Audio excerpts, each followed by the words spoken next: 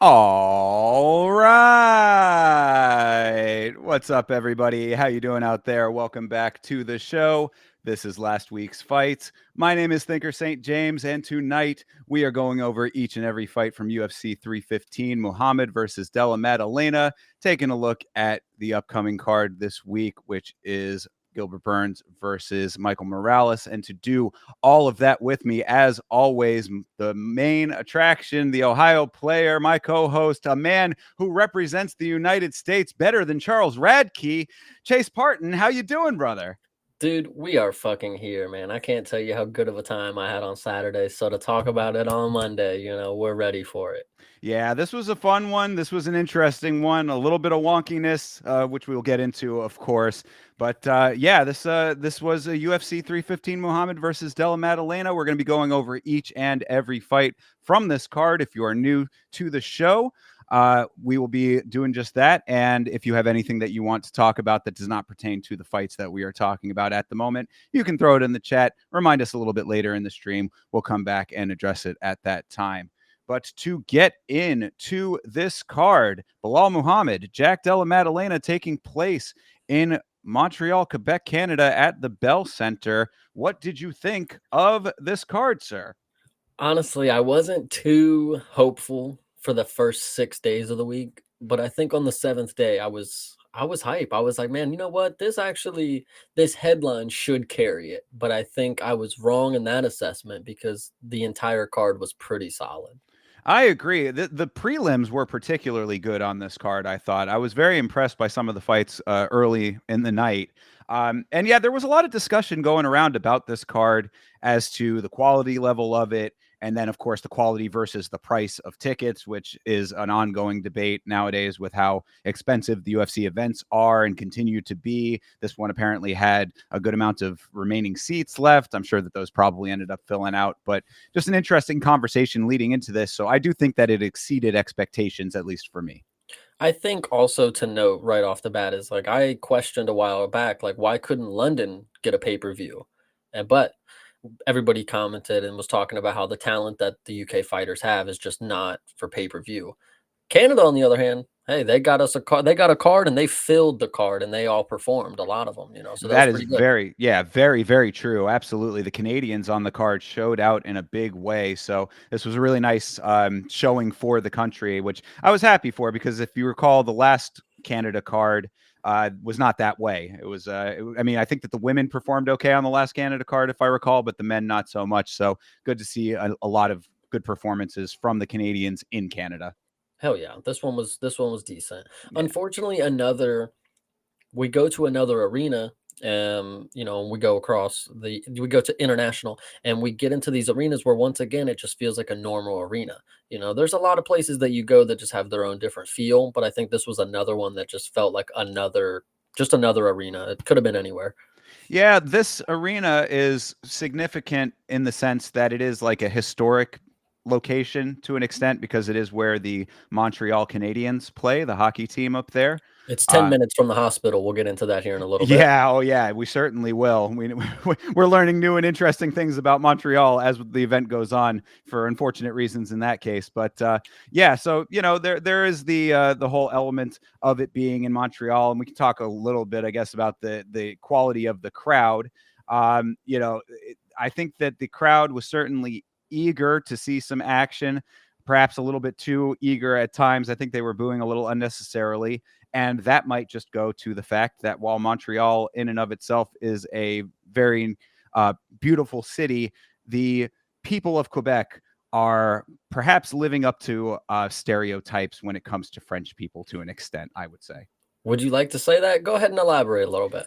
I went to Montreal, Canada in the past and did not have a great time there, not because of the city, but because of the people that I encountered. It wasn't Okay. like I was going out there looking for problems in Montreal. I was there for a reason that was like really like had me very excited and very happy to be there. It was like one of the biggest like life events that had ever done up until that point. So I was like, really wanting to be amongst the community out there and like really soaking it all in, so to speak, and just around every corner, another fucking rude person. It was just rudeness. I really don't like to believe that stereotypes have validity, but you go out there and deal with it in person, and you're like, the stereotype about rude French people is legit to an extent. They went from France over to Canada.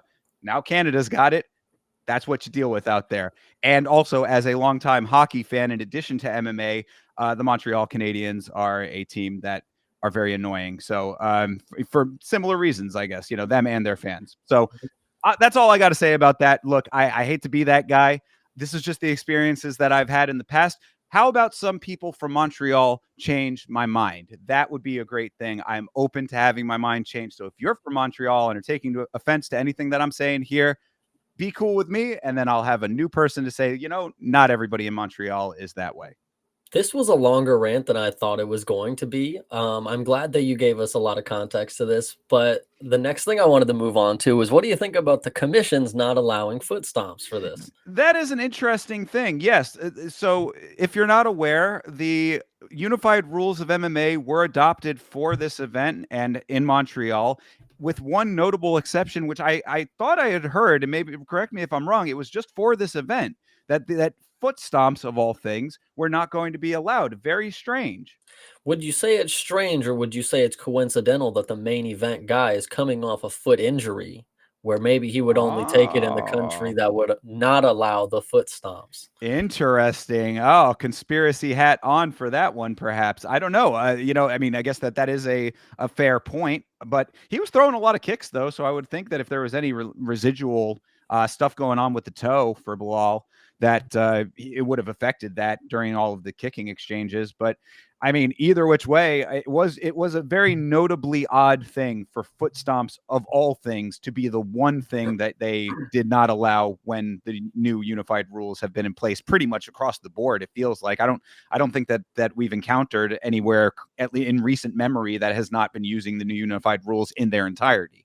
Yeah, I agree. It was definitely something interesting to note, but the Bilal thing I think was pretty funny that I put those two and two together. Like that is weird that of all the people, it's the guy who's coming off the most gruesome foot injury, you know. It's true. So They don't call you thinking cap parton for no reason. That's exactly. good call on Exactly. that. So yeah, I mean, that's was there any other preliminary stuff that we needed to go into on this one, or you want to start getting into these fights? I'm trying to think. We'll definitely get into the promos when the time comes for them. There were a lot of them. Yeah, yep. I think we'll get into everything at the time. So let's go ahead and move into it. Sure thing.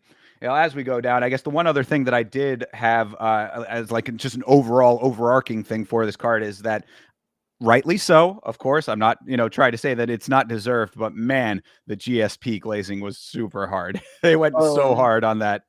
I also think it was funny that just Dana doesn't even care. He just doesn't even show up to the pay-per-view. He just wasn't there. He was there. I He put don't put the think. belt he put the belt Oh, around his you're neck. right. He was. That is stupid of me to think. I don't know why. I just they didn't seem to care that he was there for the. I didn't see him the entire event. I guess until the belt was on him. Yeah, that makes sense. Yeah, he might have been out there doing other things. He wasn't cage side for all of these fights. So Okay, it's that just that would make still, sense. Yeah, yeah. But I think that there's probably some validity to that anyway, because he might find things to do on certain events. You know what I there's a mean? poker table somewhere in there. You know. Yeah, or he's got Canelo Alvarez's fight on a screen somewhere watching that. True. That was a little narrative that was going around in the YouTube space this week. It seems like talking about the I guess the merits of streaming versus paying for pay-per-views. Like I've seen a couple of channels covering that, and I don't know why they all sort of did at the same time. But I guess Dana had been asked in a press conference about watching such and such boxing event, and they were like, "Did you pay for it?" And he was like, yeah, Yeah, something like that that. was yeah, that definitely was a while ago. But I know what you mean. Yeah, I hear ya. Yeah, Hmm. yeah, I know. I thought the same thing though, because I thought the clip was old, but then for some reason now it's just like people are talking about it. So anyway, all right, well, let's get into these actual fights here, huh? Let's enough dilly dallying. Let's Yeah. let's start this thing off. Brad Katona versus Bekzat Almakan. I mean, this is going to be a quick one because it was a quick one. It's not gonna be a quick one for me. I'm gonna stop you right there Oh, because please. I told you everybody make sure you watch the latest short that I just put out because if you see in the video I referenced that they know They know, somehow they know, they knew it. And what I'm referencing to, if you are unaware, is Vegas and or the smart people out there who rightfully assumed that Bexat would come out here and knock out Brad Katona. And let me tell you why this is ridiculous that somebody was able to scout this out. Because Bexat coming into this fight, only known notable thing is one overhand shot on Umar, dropped him to the mat. Okay, cool. Then he gets wrestled for the next however long, whatever it is. Then he comes into this fight as a favorite against a guy who's a veteran of the sport, two-time tough winner. So he's not just some guy who will just get beat on and quit and do whatever. Like he's got the determination to win. Never been finished. Let me say that again. He has never been finished. And some people out there had the correct assumption to say Bexat would come out here and beat Brad Katona by knockout. And I thought that they were fucking insane. And then this fight started. And I'll break it down to you really quick because it was so quick. So first interaction, Brad Katona gets fucking starched quick as hell. And it was crazy to think like I knew it was over at that moment. Brad Katona didn't get his hands up. He shook it off. It was well what is the word? Well recovered, and he was able to shake it off. Second encounter, okay, he gets caught again. Not as strong, but it was definitely two clean shots. Next encounter, he gets clipped with an uppercut. Again, wasn't the most clean shots, but you knew that he's getting hit. Fourth encounter, they step in. Bexat throws the uppercut from hell, Bolo style, knocks Brian Katona into the fifth dimension, and that was all that was wrote. And I just can't tell you how in awe I was in the moment because there's something fundamentally wrong with how I'm viewing fights if this is how this fight went down and other people knew it. Like I just can't believe I was so wrong here. That's all I'm saying. Yeah, well, I think that that's going to be a recurring note throughout some of this because of the 3 clips that I posted this past week of us talking about this card, all 3 of them were incorrect predictions. So Dude, I can't tell you how many times like I was off. Like I just can't tell you what I knew, what I thought was going to happen is just not even close. And we'll definitely get into a lot. Some you can't even predict that. That we'll get into it, but this one right here, some way somehow somebody knew that Bexat was that good of a striker after coming off of a win against not a win, but coming off of fights against people that we don't even know who the hell they are. And then that was the case when he came in with Umar. It's like, bro, he's been fighting plumbers and technicians. Like, who is he? And then he comes in here and he does have this flawless fucking performance. I'm in awe. I really think Bexat is legit. I mean, I did at the time think like, okay, he did drop Umar. There's something there too, and he does have some power. He was able to find the shot. But did I think that was going to be able to be something that he could just do every fight? No.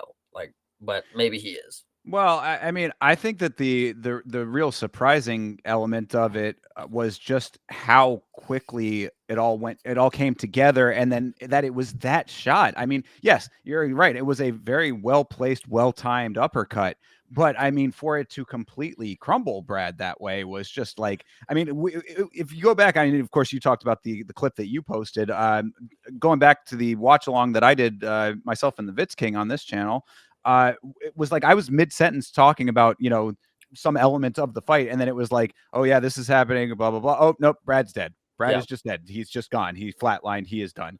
And I it's so very strange. I can't tell you like how and it's crazy that you had the same exact reaction. It's like there's just nothing you can even say. It's like it just it's done. I mean, it happened. Like it's not I wasn't like enraged or I wasn't like, "Oh my god." It was just like that's just the sport. Like that's Yeah. just what happens, you know? Just because it was because it felt like it was supposed to be part of a much longer exchange like that. There are times where you're sitting on the edge of your seat, like, and then the knockout happens, and you're like, "Oh my god, that's mind blowing." This was just kind of like, "Oh, what?" I mean, like Yeah. it sort of hit you out of nowhere. So yeah, crazy that is the way that Brad gets finished for the first time.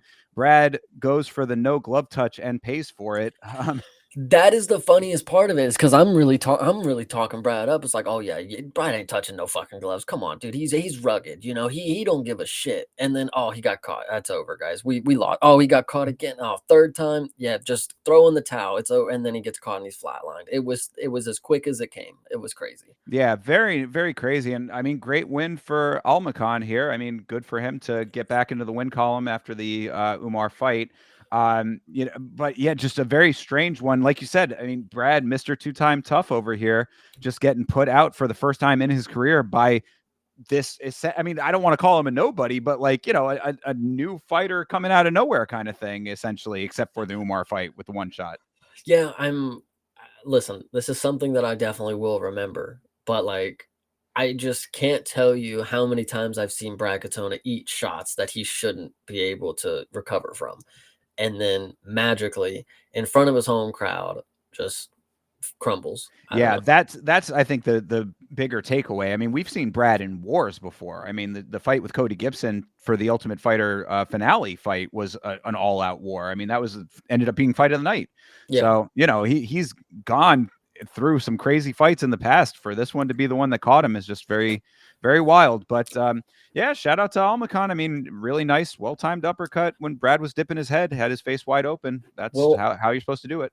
are you on the side that would say Brad maybe could have weathered the storm if the ref wouldn't have stepped in? Because 'Cause I'm not. I mean, he definitely was done in my opinion, but No, yeah, no, I'm with you. Honestly, Brad looked like he was out. I think that if the ref hadn't have stepped in, it would have been a lot more shots. I mean, perhaps now we did see another time where the ref did not step in and the dude was able to recover. So perhaps, I mean, if he had a more lenient ref, maybe there's a chance that he would have scrambled. Maybe there's a chance that he would have been able to come to and get himself back into it. But I thought it was a fine stoppage. Like it definitely wasn't like, damn, I can't believe you stopped it like that. yeah, he fucked him up, man. I being in awe is a lack of better terms. Like Almacan really, he it would if I was on the side of him, this would have started the card off with a fucking firework. But the fact that I was with Katona, I mean, I've seen him flip the switch and be able to just perform, and he just can do that. And the fact that he didn't tonight, it was very surprising. But the Yeah. fact that somebody out there knew this card, it really hurt my feelings, I think, because I come on here and I talk about fights and I watch fights every week, but I didn't know. And I don't know how somebody did. So Yeah, no, well that's again going to be a recurring theme because I took quite the bath this week when it came to my bets. But yeah. yeah, again, good job for Almacan. We'll see what he ends up doing going forward as far as if he's going to be able to replicate that with other people. But because I feel like this might be a case where next fight goes into later rounds. It's a little bit more of like a gritty slugfest kind of deal, and then it's like, oh well, yeah, the Brad shot was maybe just a lucky shot is what it could happen. I'm not saying it will happen, but potentially that might be the case. So we're gonna have to see if Almacan really is just some crazy knockout artist or if that was just a one-off kind of unique situation. Yeah, we'll see. Definitely see. But good way to start it, even if it was kind of a flash knockout that sort of left us speechless. Yep. Well, following that line of thinking, though, this was another great way to like more properly start the card, I would say. I mean, that first, was a very quick knockout. This was like the first like fight of the card. And this was, I thought, a fantastic fight. This was Daniel Santos versus Jung Young Lee. I thought that this was fight of the night. Possibly. I mean, I thought this was a really, really solid performance from both of these guys, especially considering that Santos is on short notice in this fight and up a weight class filling in for Gavin Tucker. I mean, you take a point away because he walked out to ACDC, but you give him a +1 point for the nickname Willie Cat. Come on. How can you not like this guy? Wily Cat. Wiley Cat? I thought they were saying Willie Cat. It's Wily Cat, like Wily Coyote, I Yeah, think. I mean, I get that, but all right, maybe they were just mispronouncing. I don't know. I like Willie Cat though. I think it's funny. So going into this fight, I had thought that Mr. Lee was gonna be able to perform a lot better because against Hyder Emil getting knocked out in the first round on your feet, by the way. You didn't actually get dropped, you just stopped defending yourself, whatever they True. say. I thought he was gonna come back and perform a lot better, especially against a short notice opponent. At the last moment, I don't know what made me flip the script because I definitely don't believe in the shoot box guys.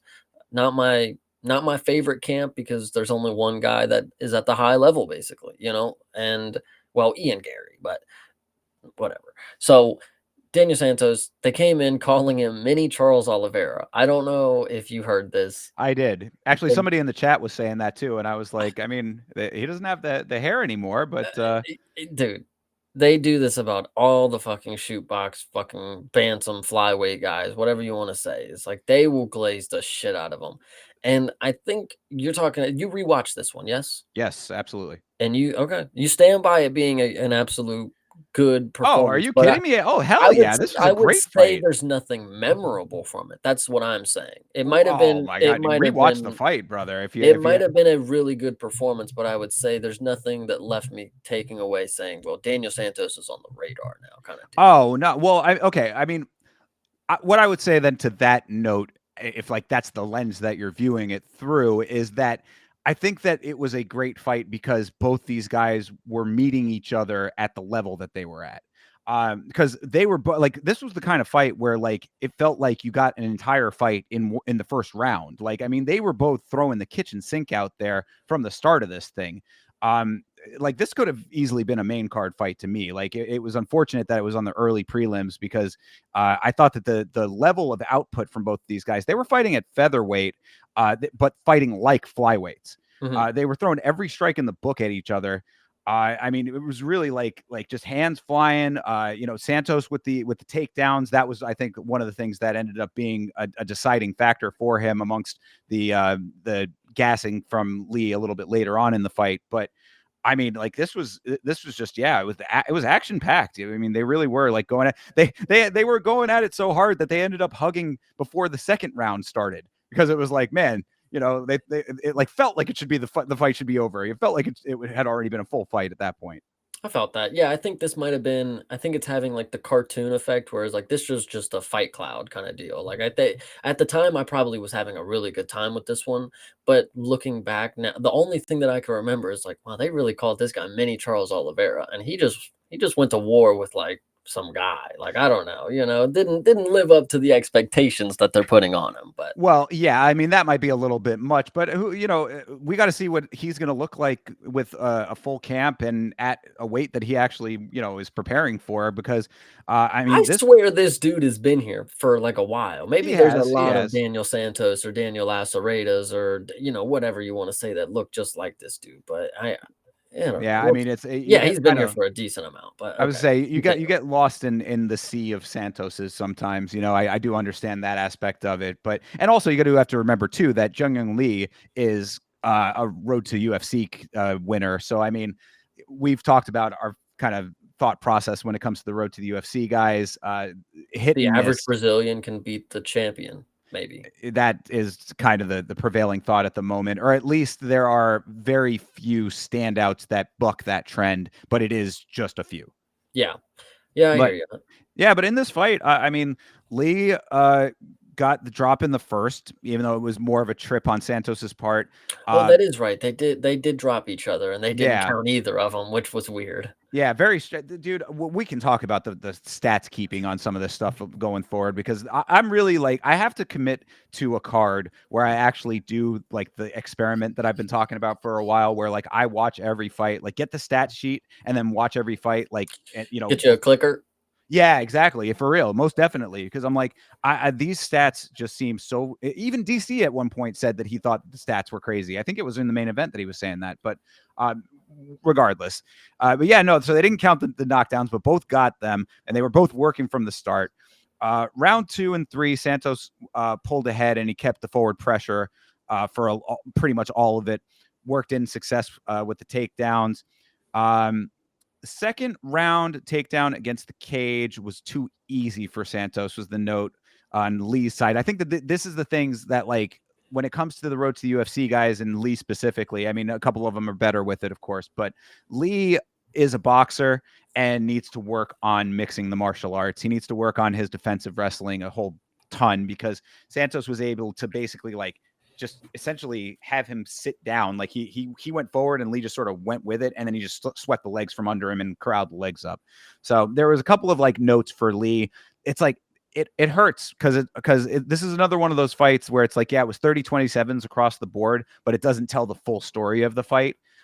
Because Lee really was doing some nice work with his hands, but like he's just not well-rounded enough in this sport. If you want to be a boxer, go be a boxer. You know what I mean? Like you have to be a mixed martial artist in mixed martial arts, and he just didn't have all of those elements yet. Not to say that he couldn't, but he is now 0-2, I believe, in the organization proper. So he needs to start hitting the ground running a little bit faster.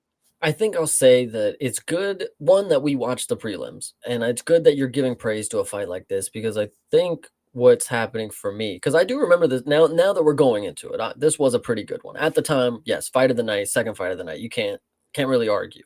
But when it comes to there's better fights on the card, but then there's also worse card or fights on the card. It's like this one just falls in the middle of the road kind of deal compared to what we've seen. The only thing to take away is big things that happen in the main event.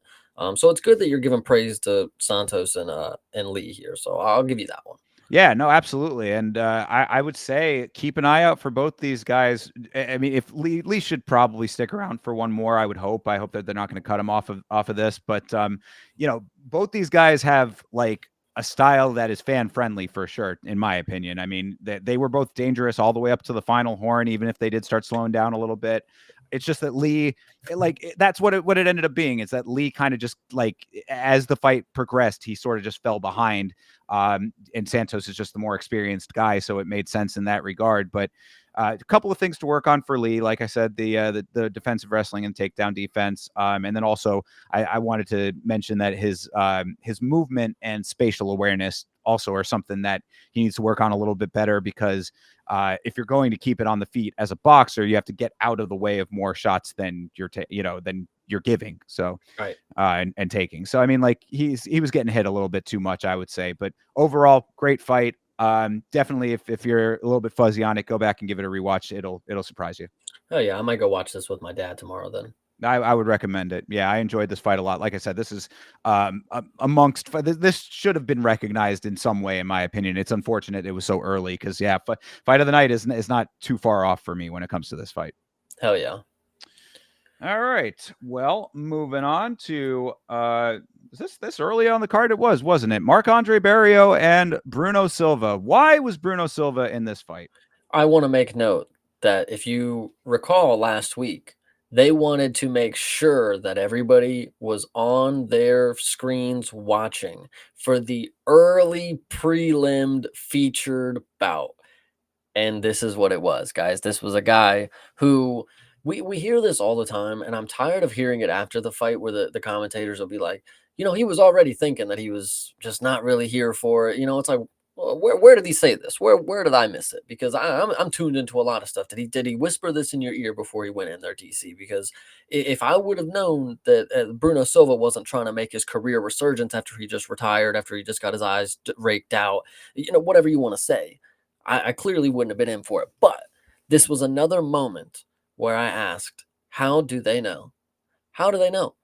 Because Marc-Andre, for decision, in my mind, was the easiest lock ever. Because Bruno Silva, when it comes to standing, hey, Chris Weidman has been the only man to take him out, and you know why he took him out.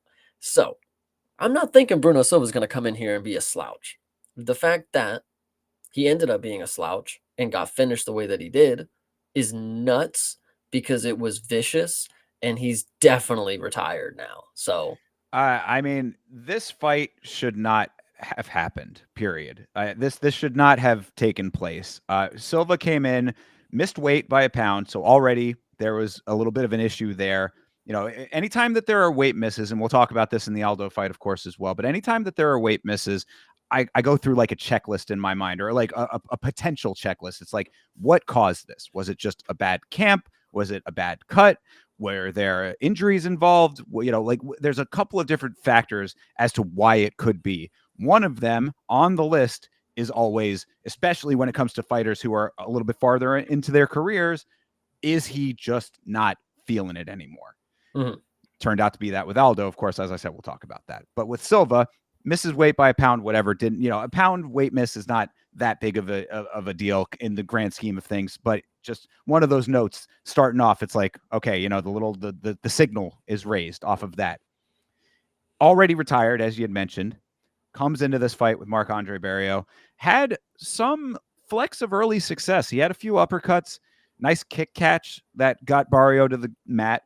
But then he got a little bit too eager. He rushes Barriault, and as he's getting up, Barriault gets into the cage and starts landing the elbows in the clinch to finish Silva early, and that turned into a scary situation. So it's like you called him a slouch in this fight. He was certainly slouching into the mat when he was laid out onto it and had to be stretchered out of the venue. Yeah, this was definitely not the sight you want to see as a fan. You're watching, you want to see it all end in friendly competition and come down to everybody, shaking hands at the end of it. But Right.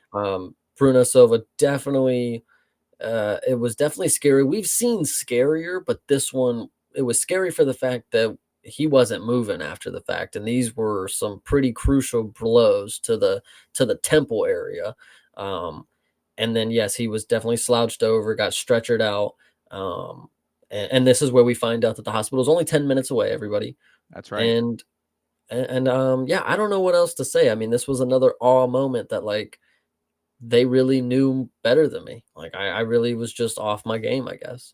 Oh yeah, well I picked Barriault to win the fight, By and knockout? That's the not by that's the knockout, yeah. key. See, I never Okay. go method though. This is what I'm telling. I cannot stress people like going method unless you are 10,000% sure. And even sometimes then, I mean, we'll talk about the BSD fight, but I mean, I'm sure a lot of people were thinking that was going to be a knockout. Turns out to be a submission.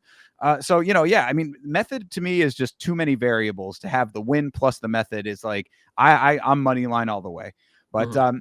either which way though, I was feeling going into this fight exactly, unfortunately, how I feel now and what I've been saying now, that like Silva never should have come back. I mean, it was the exact right time to leave when you did, based on the performances that we had seen before. I mean, you go back into previous episodes of this show and hear how we were talking about it then.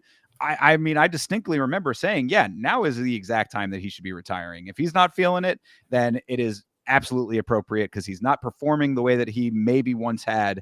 And he was in some decent fights. There's nothing wrong with retiring when he would have if he had at the time. But now, I mean, to be retired is much worse than making the decision to. Yeah, yeah, I agree. I mean, to be like this, to get put out like this is pretty crazy. I mean, everybody goes out, Frankie Edgar was another one that went out pretty viciously or whatever, but it doesn't have to be that way, guys. You could have you got to figure another way out, other than fighting until the game puts you out. I don't know. Exactly. Know when to hold them, know when to fold them, as Kenny Rogers would say. But yeah, thankfully Silva is okay. We did get some updates on him throughout the evening. All Record breaking, not one, but two medical updates on Bruno Silva throughout the card. Yeah, well, I mean, it was worth. I mean, or warranted, I would say. I mean, to be stretchered out like that is definitely a lot of people wondering if he was. I know you don't have Twitter, but or not beyond Twitter as much, but they do have a slow motion of the elbow. Did you see that like Bruno's like skull like cracked? Like there's Oh, like a dent in it, like as soon I as the elbow lands. I didn't actually see the slow mo of it, but when you say that, I did hear someone say that elsewhere, and I didn't know if they were just being hyperbolic about that or if it actually did happen. But if that did, I mean, it makes sense. Honestly, those elbows were really really nicely placed, and the amount of power put on them because Bruno was not doing anything to negate it. It was Mhm. like this is like when we talk about active clinch. I mean, we're talking a whole bunch about Silva right now, but on Barrios' side, you talk about active clinch. This is exactly what you want to see at close range. I mean, getting the enough distance to land the elbows the way that he did and laying them on with enough power to actually put your opponent out. More fighters need to be taking note. If you are in the clinch and you are sitting there not doing anything, you're not doing enough, and that should it should be counted as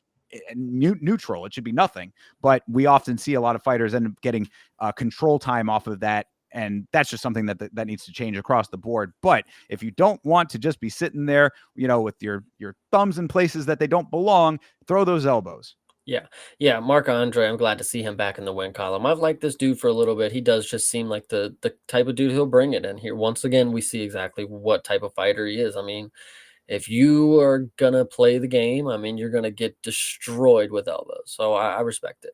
Yeah, yeah, you kind of have to, because I mean, it really was like he not only knocked him out, but he put him into the dirt. So I mean, like, yeah, great job for Marc Andre doing it in front of the home crowd too. You know, he's a Montreal guy, so you know it was nice to see the that was the first like real pop of the evening for Canada. So they were really behind him. That was good.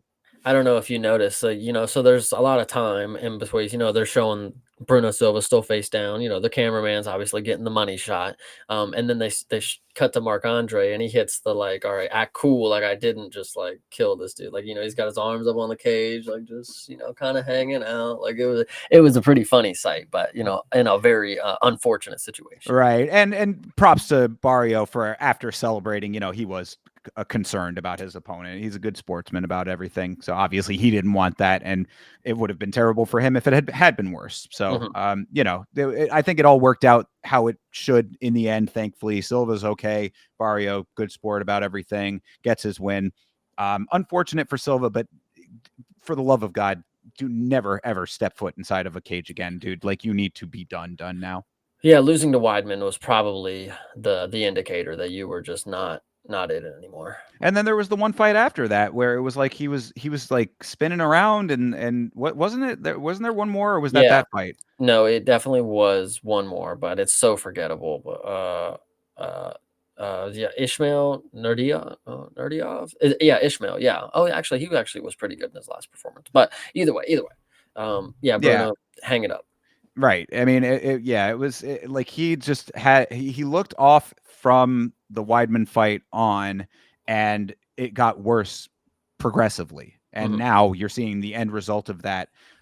Stick with retirement, dude. Good, no shame in retiring when this is what's going to happen. You can't continue to go out there and just get mauled. It's not good. Facts. So, all right. Well, let's move on over here. Navajo Sterling versus Ivan. What'd you think of this one? Well, first I would try to make a reference that you may not understand. But so on NBA 2K, you spend VC, and when you get a lot of VC, that's when your dude starts getting the tattoos, that's when he starts getting the accessories. Navajo Sterling is one of these guys that is definitely upped his VC, and he's definitely went to the tattoo shop. He's got the new hairline in. All is good. The performance though Yeah. is not standing up to a person who's going to get 50K bonuses, that's going to be able to get new tattoos for a long time in their career. So you need to come out here and finish people, because me, big brained as I am, I said Navajo city kickboxing, they play the outside, they play the counter game, and exactly what I thought was going to happen happened. Shout out to Ivan Urslan. He actually did put up a better fight than some people do against Navajo. But Navajo really, he landed some clean strikes. I will say that there were some strikes that would definitely put other people out. So it's not like he was just ineffective. It was just I. It's kind of interesting to say that like he may I'm trying to think of the way to say it, because like the light heavyweights are taking the shots that he's throwing out, but he's definitely not somebody that can move down a weight class. But maybe he can move up. Like right here, I think he's just like in a state that he's not going to be able to like have a huge ceiling. Like he's not going to thrive if he can't knock out Ivan Urslan. I mean, you're gonna have to finish some people. But if you go up and you're a tank, you don't have to finish them, but you can put on a master class at that point, because they're not gonna be able to keep up with you. And that might be the trend that because we've been seeing a couple of light heavyweights that have moved up and had some really good success there at heavyweight. So perhaps that may be in the cards. Either way, I'm in the same camp to an extent here. Like Navajo Sterling, now having seen him fought for every fight that he's had in the organization and seeing him fight live, um, I'm not sold on this dude being a killer. He got touched early in this fight. He got a cut on his eye from the second combo that Urslan threw. Urslan was sticking and moving nicely early on, and I think he took that first round. Round two, Sterling did a lot of work wrestling to no reward. That's another thing that I noted. I'm like, he's initiating these wrestling exchanges and then doesn't get anything out of it, and then ended up getting reversed. They eventually break and get back out to range, so it really was just kind of nothing. Urslan was working Navajo with the hands. I gave him those first 2 rounds, honestly. Like, I mean, I think this was the wrong call in this fight as far as how I was looking at it. Um, Sterling found his rhythm in the third, and he did nearly finish Urslan in the third. So obviously, credit where credit is due. The ref probably could have stopped it at one point. Oh yeah, this was goofy as hell. We do got to talk about that. Where it could have been stopped and didn't get stopped. Dude, fucking even Urslan went prone. Like he literally was standing and just like laid it. He got clipped in the back of the head, which was it was dangerous, but it was so funny at the time because he just laid down and then he just stands back up. Like it was just such a goofy encounter after Yeah. you get knocked out. Normally knockouts are pretty goofy because like you're fighting for your life here, kind of deal. But this one definitely ends up on the top 10 funny moments of the card. Fair. Yeah. So it was a strong finish for Sterling, is what I'm trying to say. But I mean, those first 2 rounds, I thought Urslan was doing really nice work. I mean, he's got good power in his hands. He's just slower and a little bit clunky. But that's also a note that I had about Sterling. I mean, Sterling has good speed for a light heavyweight, but he's clunky too and takes too long to settle in. He's still early in his career, so that can change, but he just needs to find his pace quicker. And Urslan, I thought, was slower, but had more significant shots through the first 2 rounds. It was 29-28, 29-28, 29-27 for Sterling. I just, yeah, I don't know. I think that this, if you wanted to 10-8 that last round, which I don't even think would have been the right call, but if you did, then this should have been a draw, in my opinion. Yeah, this one was definitely like I know I'm being hard on Navajo. It was definitely it was not the greatest performance up until the third round. The third round it definitely got a little dicey and Navajo came out on top. But yeah, he was taking a lot of shots early from somebody who was like even DC was saying like, it wasn't the most advanced things that he was doing. He was just throwing some overhand rights and throwing some right hooks and Navajo was getting caught. But like you said, he was trying to settle in. Took him really long to actually figure out what he was going to do to dismantle, if you will, how he was going to neutralize his opponent. We talked about how he had that little twitch where he would rub his nose. Didn't really see it until it got a little dicey. When he got a little tired, then he did it like maybe once or twice. But I will say, getting rid of a tick or whatever you want to say, he did pretty damn good. Doesn't keep his hands the highest. Like I said, he was getting cracked just a little bit, but the ending sequence in a different situation, that is a knockout finish. So I'll give him some credit there. I was being a little harsh to start. No, yeah, I mean, I think that we're in line on this one, and I'm glad you brought up the tick because you are right. Like it wasn't as noticeable early. Like he wasn't doing it as much. I think that's kind of the tell is when things start getting hairy is when he starts to do that more. When it's really in the thick of it, and I think probably a little bit of nerves. Perhaps I mean it might play a factor in that a little bit as well. But so it's good to see him not doing it as much because then that means he's a little bit more comfortable in the cage and in his skin as a fighter and all that. But after the Tokos fight, he said on the mic, yeah, I'm early in my career, I'm still developing and all this kind of stuff. There's a limit to that, and I'm not saying that it's now. I mean, 2 fights in the organization, you are still early in your career. I'm 100% okay with that aspect of it. He's 7-0 right now. This has been a really bad year for undefeated fighters. If he fights again this year, there might be potential for the O to get taken, perhaps. But you have an option there. If you fix the things that we're talking about here, then maybe not. Be first more often, be quicker to the draw, be more on your game from the start of the fight, and get out of the way of some of these heavy shots because it's only going to get worse. It's going to definitely be worse than Ivan Urslan going Yeah. forward at light heavyweight. So, I'm a little bit skeptical of Navajo Sterling, even though I like a lot of people. I want to like him. I don't have anything against him. I think, that there are things to like about him. It's just not, the package has not come together just yet, and we need to see a more evolved version of him if he's going to be something in this division. Now, the lasting thing that I'll say is that in the middle of the fight, before the third round, I definitely had the thought by saying, I'm too confident for somebody who's this green in the sport. 6-0, hasn't really seen the world, there's a lot of different styles out there. They gave him a straight boxer with Ivan Urslan, and it was close up until the third. So whatever you want to say.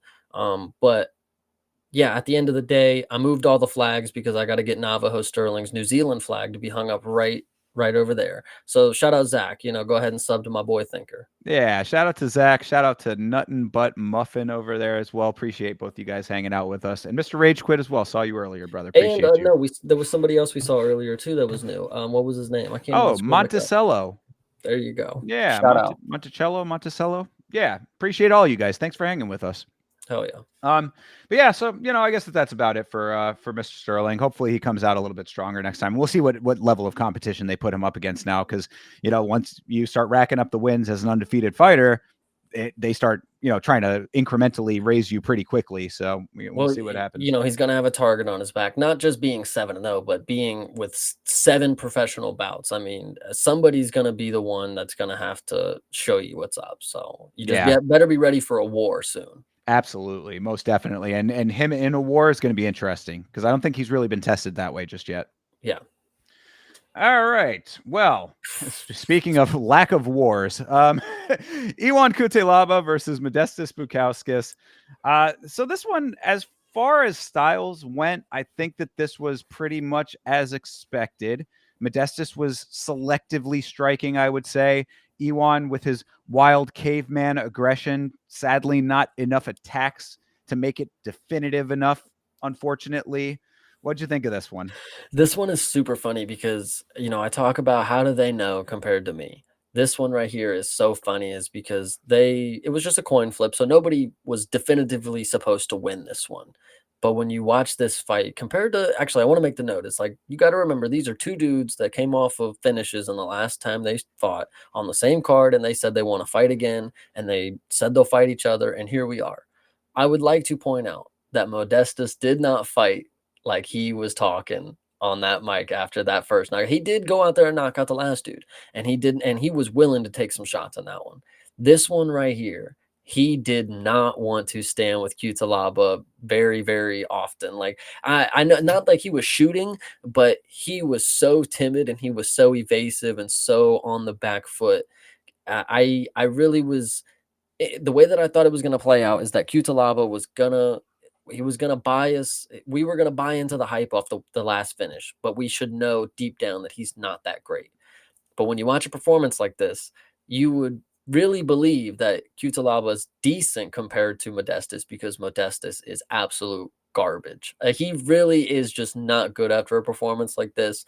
And the fact that there was a 30-27 for this dude is ridiculous. So go on. That was what I was going to say. You ask how they know when referencing Vegas, they know because this was a goddamn robbery, is what. Yes.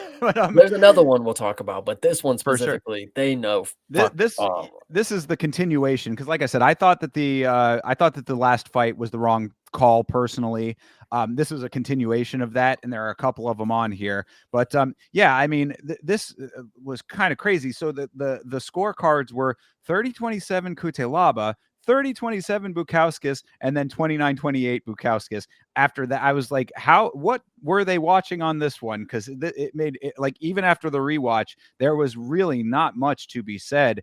Not really on either side to an extent, but Kutelaba was winning off of activity alone. It wasn't as much wild shit from Kutelaba as usual. Usually he's a little bit more of a crazy man. That's why he's entertaining to watch. But Modestas just wasn't doing enough, period. He was way too poised out there. And like you said, I mean, he in the last fight, he was willing to take some shots. Like, he was trying to play the stick and move game in a way that just wasn't happening. And then there was like clinch situations that this was one, I believe that, they had to break it up on the cage in this fight. Twice. So exactly. Shout out to Dan Mergliotta for actually being a referee who will do that. Cause so many times these referees will let them sit on the cage with no activity whatsoever for way longer than it should be. But first round was slow. Second round was way more active on Kutelaba's side. It lands a nice heavy overhand after the ref finally broke it up, as we were talking about. Bukauskas just stuck in neutral for the first 2 rounds. Bukauskas did come alive a little bit in the end of the first round, but it was way too late for it to really matter all that much. And then in round 3 was better for Modestas, but not by much. Still kind of, shrug-inducing performance, shrug-inducing fight. commentary got this one right. Iwan took the first two at the very least, and for any judge to have given 30-27 to Modestas Bukauskas, let alone two, giving him 2 rounds, is just madness to me. That's just wild. These dudes were wiping nacho chips off their fucking lap. Like, they were not watching this goddamn fight because Modestas did not do anything. And Cutelaba, like, yes, he is wild, but like you said, the pressure, the activity, the forward pace, that should have sold it because there's not much else to sell other than the close encounters where they both traded and cracked each other. Modestas a lot less.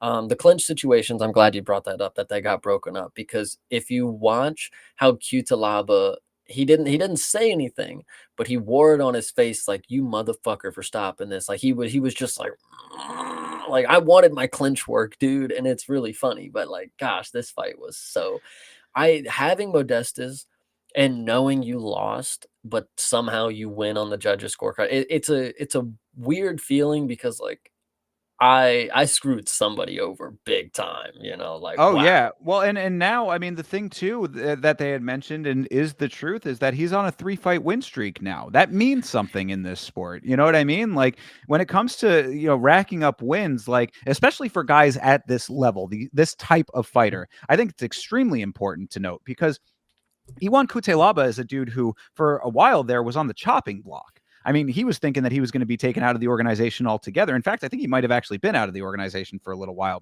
Don't quote me on that one. But either way, the point is that like these are dudes who through it's just the type of fighters that they are. Their style is not super fan friendly. They're not like big names in the sport, but like you can count on them at times, but they're not consistent either. So when you have a win streak involved like Modestas has, that goes so much farther than what now Iwan Cutelaba has to deal with, which is a candy cane record.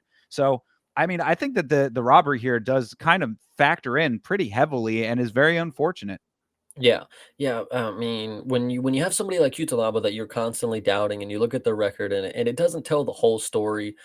Cutelaba is one of those dudes that's kind of been fucked over a lot in his career. Like, early stoppage with Ankalaev and then rematched and then gets fucking flatlined. He's not the most lucky guy. It's Right. so I'll say that. But coming in like this or going out like this, if Cutelaba was a lot better, this is one of those moments where Dana's like, we'll take care of you, buddy. Don't worry about that. But like the 30-27 both ways should tell you that nobody knew what was happening. Anytime that they show the scorecards as a graphic on the screen during the broadcast, you know that a robbery has taken place. Yeah, 100%. Yep. Um, eh, it is what it is. Let's keep it moving over here. All right. So next up, restoring some faith over here, I would say to an extent, and perhaps dropping a whole lot of stock on the other side. Jasmine Jasdavicius versus Jessica Andrade. You heard of a 10-7 round. This was a 10-7 fight. I've come to some conclusion, and this is gonna sound bad, but I don't know what is making me not the biggest fan of women finishers. I think it's because I expect a lot more from both of them. Like, no way they're gonna get they're no way they're gonna get subbed in the first round. Like, this is Jessica Andrade. She's been around the block. Like, she gets subbed, but like, come on, like you're seventh ranked still. And we need to talk about that. Like, Yeah. holy shit, for being seventh ranked Jessica Andrade, like this she should have been out the top 15 a while ago if this is how she performs. Jasmine Jusevicius is not somebody that I'm like super high on. I know she's very good. She's on a win streak. Fun fact, she did lose to Natalia Silva already. So rematch in store, who knows? But Yeah. Natalia's obviously doing better things now. We'll talk about it. But the fact she came in and just mopped Andrade, I mean, Jesus fucking Christ. Like, I don't this is another performance where it's like I just feel worse for the opposition than the winner. It's like if this was a formidable opponent, if she would have actually put up a fight, I would be like, okay, Jasmine's on to something. But you just had a grappling dummy. You just walked in there and did your fucking bidding. Like, Jesus. Well, that's why I don't feel the same about for Andrade. I think that this is extremely telling at this stage of her career. It's like I said last week when we were talking about these fights. Andrade is a fighter who has let me down a lot over the years. I really thought that she was going to be like a dominant champion, like she had the potential to be that. But I mean, Jasmine made this look easy. She made this look like a walk in the park. Essentially, the whole fight can be broken down in like a single sentence. It was shoot, pick up, drop, transition to the back, flatten her out, choke her out. That's all that it was. This looked like an amateur fight, which is a terrible look for a former champion like Jessica Andrade. It's as you said. I mean, like the fact that she's top 10 with a performance like that. I mean, there's no new tricks that should need to be learned. There's no new techniques that are coming your way. Jasmine Jasudavicius didn't do anything new in this fight. This was just a textbook. This is how you handle an opponent if the opponent's not going to do anything, and that's what happened. So I mean, I just don't. I think that Jessica Andrade might be at the point where it's starting to look like hanging it up might be the right thing to do if that's the way that she's going to be handled by a fighter like. I mean that and. Not to take anything away from Jasmine Jasudavicius, I do like her. I think that she's, there might be contender potential for her, possibly, maybe. Depends on what the top of the division looks like when she's up in it, if she makes it that far. But now coming in at 7th place at the very least, top 10 fighter now. I mean, like Jessica Andrade, like the backslide is just dramatic at this point, and what old dogs, new tricks, I guess. You know what I mean? Like I'm a little concerned for her in that regard. Yeah, to Mank's credit with the comment, I mean, yeah, Jasmine is good. I'm not gonna be a hater too much, but like I said, I just don't know what it is about women finishers. They just, I don't know, because specifically when it comes to women who finish and they're Jasmine or they're Jillian, whatever you want to say, I'm not seeing the world beater in those type of talents. And when it comes to that, like, I mean, I know it takes a lot to be a champion, and people like Jasmine, Jasmine, and I could be wrong. Is Jasmine a lot older? She's a lot older than we. 36. I mean, yeah, too. So it's gonna be hard, but I mean, if anybody's able to do it, I want to see it happen. So make it interesting. Yeah. Well, only other note that I had was that I like the way that Jasmine hangs her paw out there when she's on the feet, for distance gauging. Of course, she was a much taller fighter, longer fighter. She's one of the few fighters that actually keeps her hand closed when she's leading with the hand. So I appreciated that. And she earned herself a black belt. Finally, a fight where a black belt actually makes sense. She got a submission, black belt achieved off of that. I think that was fine. Yeah, no, I'm a fan of Jasmine. I like her. I think she's, she got a sweet personality as well. She's a personable lady. So I got no problem with her personally. And I think that her moving up is making sense. I think that this is kind of a win that makes sense in the division shaking out, just like it is with the men. I mean, over time, obviously fighters that are there for a while are going to shake out. It's just crazy to me that it's Jessica Andrade and it happened that way. Like this would be a fight that if I was her team, there would be a lot of introspection and reflection going on at this point. Like what happened here? Where was the fatal flaw here? Because it should not have been this easy. Yeah, I talked about with Bruno Silva. It's like, where do they get the information that somebody's on their way out, kind of deal? Where are they getting the insider? I think this is our telling time to take the note that Jessica's probably on her way out after the next one or the next one. I mean, if this happens again, then absolutely.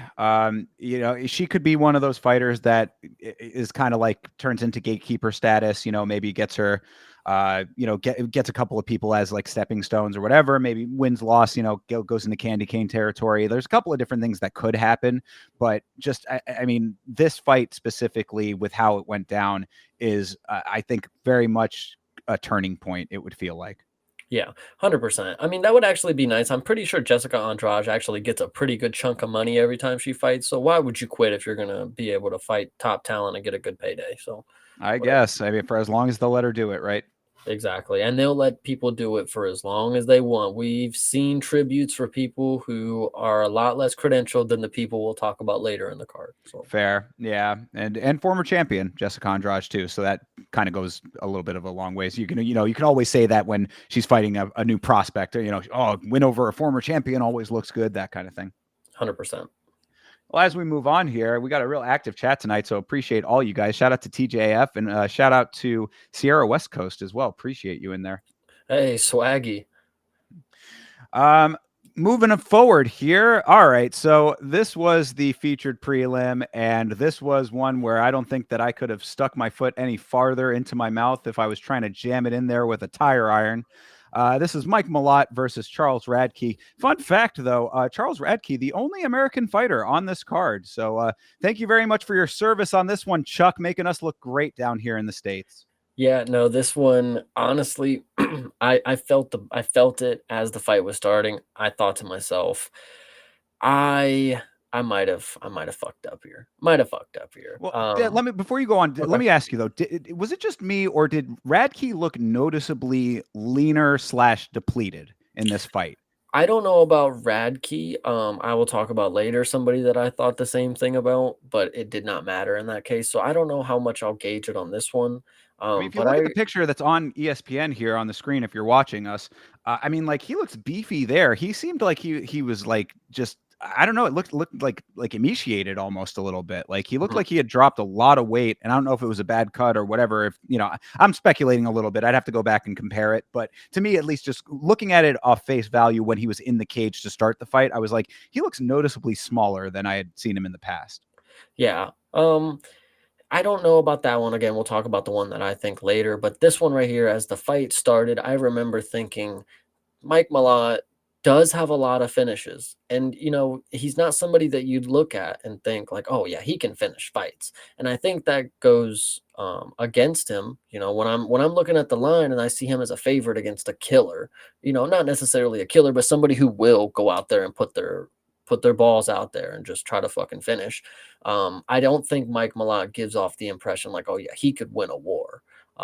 But when you come into this one and you understand that he has like 6 first round knockout, maybe it's like 9 first round knockouts or something like that.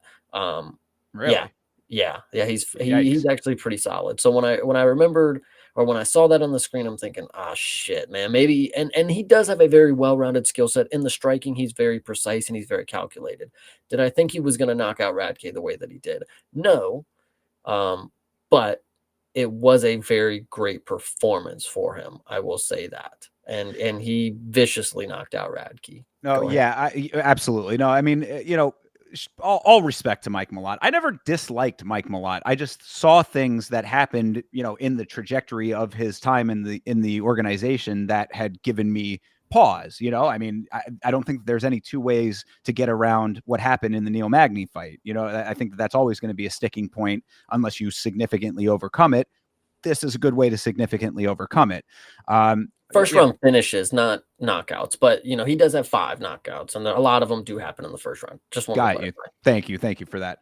But yeah, no, this was a solid performance through and through, not even just in the finish. I really liked the way that he was using that oblique kick to keep distance when he wanted to keep that range. It was really effective, and he kept going to it. So I was like, there's a lot of times with the oblique kick that like it's a very dangerous kick, of course. I mean, that can, really like put your knee out of whack. And I mean, we've seen it. We've seen people. What are you rolling your eyes for? Guys, this is MMA. This is the sport of hurting people. If No, you're I'm not mad saying that you he shouldn't do hurts it. your leg, like you got another thing in store when he hurts your head. Like, I don't know. It's a fair point. My point with it is more like that it can be debilitating, I guess is what I'm trying to say with that. Like it can put you at a severe disadvantage if it lands at an angle that that is good, but he wasn't using it to damage. He was using it for distance management. And that's why I was like, he kept going to it, and I thought it was a really effective tool for that. I wonder if Bruno Silva would really like his knee kicked in right now, other than his fucking skull caved in. But that's All just my right. opinion. I know people feel a certain way about it, and there's a lot. I normally lean towards the casuals that don't like that one because it's like, guys, this is the fucking sport. Like, you're mad that I kicked you in the knee rather than the calf. Like, whatever, I sure. never said I didn't like it. What do you I No, think no, you're not you, but I'm okay. talking about like, the outward. I've heard it specifically from other people, and that is the casual viewership that has done that. And I just like kind of blow it off like you must not be watching people get their face split open. Like, I don't know. So Oh, for sure. Yeah, no. There's nothing wrong with the oblique kick. I yeah, thought it was great. I think that he was using it in an effective way. If he had put more power on it, he might have actually been able to get him out that way. I mean, that's an easy TKO. We've yeah. seen. I always go back to the Khalil Roundtree TKO with that one. So, But yeah, no, I thought that that was a really effective tool because the way that he was utilizing it, it allowed him to keep the distance as he wanted it to be. This is the fight that Mike Malott wanted, is Mhm. basically what I saw out of this. And that's a great way to do it. You keep the distance you want. You're able to navigate it the way that you want to do it, and that's exactly what he did. Radke just didn't get in Malott's face like I expected. That, I think, is the biggest takeaway of all of this. He held back so much in that first round. It allowed Malott to get his striking off exactly as he wanted it, and as expected, it was clean. That's the one note I would say that I was accurate about in my prediction. Our prediction on this one was that Mike Malott has clinical striking. I mean, like, he was a striking coach, they were saying, before he Yeah. took his own career seriously. So I mean, the dude is very, very methodical with his striking, and when you allow him to have his fight, you're gonna get touched. You're gonna get touched with accurate strikes, and that's exactly what happened here. Early in round 2, Mike catches Chuck with the comboed left hook. Another instance, just like Brad Katona, where the face was wide open for it. He goes down, mouthpiece out on the mat. So long and farewell. I don't know if you noticed it. Me and Nav were talking about it, but at the time of the knockout, when you watch it in slow motion, Radke's trying to say something, and I don't know what he's saying. In my opinion, he might be saying like, "I'm done. I'm out. I'm out." But like, dude, he's trying to talk, and then he just gets smashed in the mouth, and it's like he's like trying to like, and he's just getting fucked. It was unfortunate for the only American on the card because he did make us look a little bad there, but proper Mike with a proper performance. And I actually did like his post-fight speech. It was actually I pretty decent. was just going to say, yeah, two things about that. One, Radke put himself into the position of being like Captain America over here. That was on him. Nobody Yeah. asked him to do that. You know what I mean? So he decided that, Canada and the fucking hockey thing or whatever, with them booing the national anthem, whatever it was with that, he decided that he needs to show out for America, and that was going to be his way of selling this fight. That was not the performance that you want out of that. But yeah, no, on the other side of things, I agree completely. I thought it was another very nice hometown moment for Malott. Malott, on the other side of the coin, he took Canada on his back and decided, I'm always going to go out there and fight for Canada and all this kind of stuff. And it was like, I mean, Canada does kind of need a hero right now as far as this sport goes. So if Mike Malott wants to be that guy, then he just needs to make sure that he can make it through all 3 rounds of a fight, and then perhaps that could be the thing. Also, wanted to note, I thought the "fuck you Radke" chants were very funny. They were definitely funny. I 100% agree. Another last funny moment that happened is, so after the fight, Mike Malott's celebrating, and you see him asking like he's like, "Can I get up here? Can I get up? Can I get on the cage?" And then like they cut the camera away, and then when they come back, it's him with the flag, and he's like, it's just really funny to see. It was a kind of an iconic moment there too. I Yeah, always, you got the flag on your back when you're sitting on the it's cage. covered in blood, not yours. Like just Yeah, no, loved that's it. look, we kind of joke about it a little bit, but if you're a young Canadian kid, as Mike Malott said that he was, this is just a young kid from wherever, Ontario's dream kind of thing. If you're a young kid seeing that, that does go a long way though. So, I mean, these Canadian young people who are into the sport and look up to these fighters, like, I think that Mike Malott is a fine role model. I hear that. Yeah, So I hear yeah, I got nothing but respect for Mike Malott. I just hope that he can be consistent with these types of performances, because I don't want to. That's another note about why I felt the way that I did about this fight to begin with, was that going back, I was a person after seeing him on the Contender Series who said this could be the new Canadian dude. This could be the guy. So like when the Neil Magny fight happened, I was like, damn, like, I was putting some stock into this dude, and now that's all crushed. So I just don't want him to be a dude who is going to start candy caning over here, like start being checkerboardy. Like, put together a nice solid win streak and be consistent, Mike Malott, and then you'll be golden.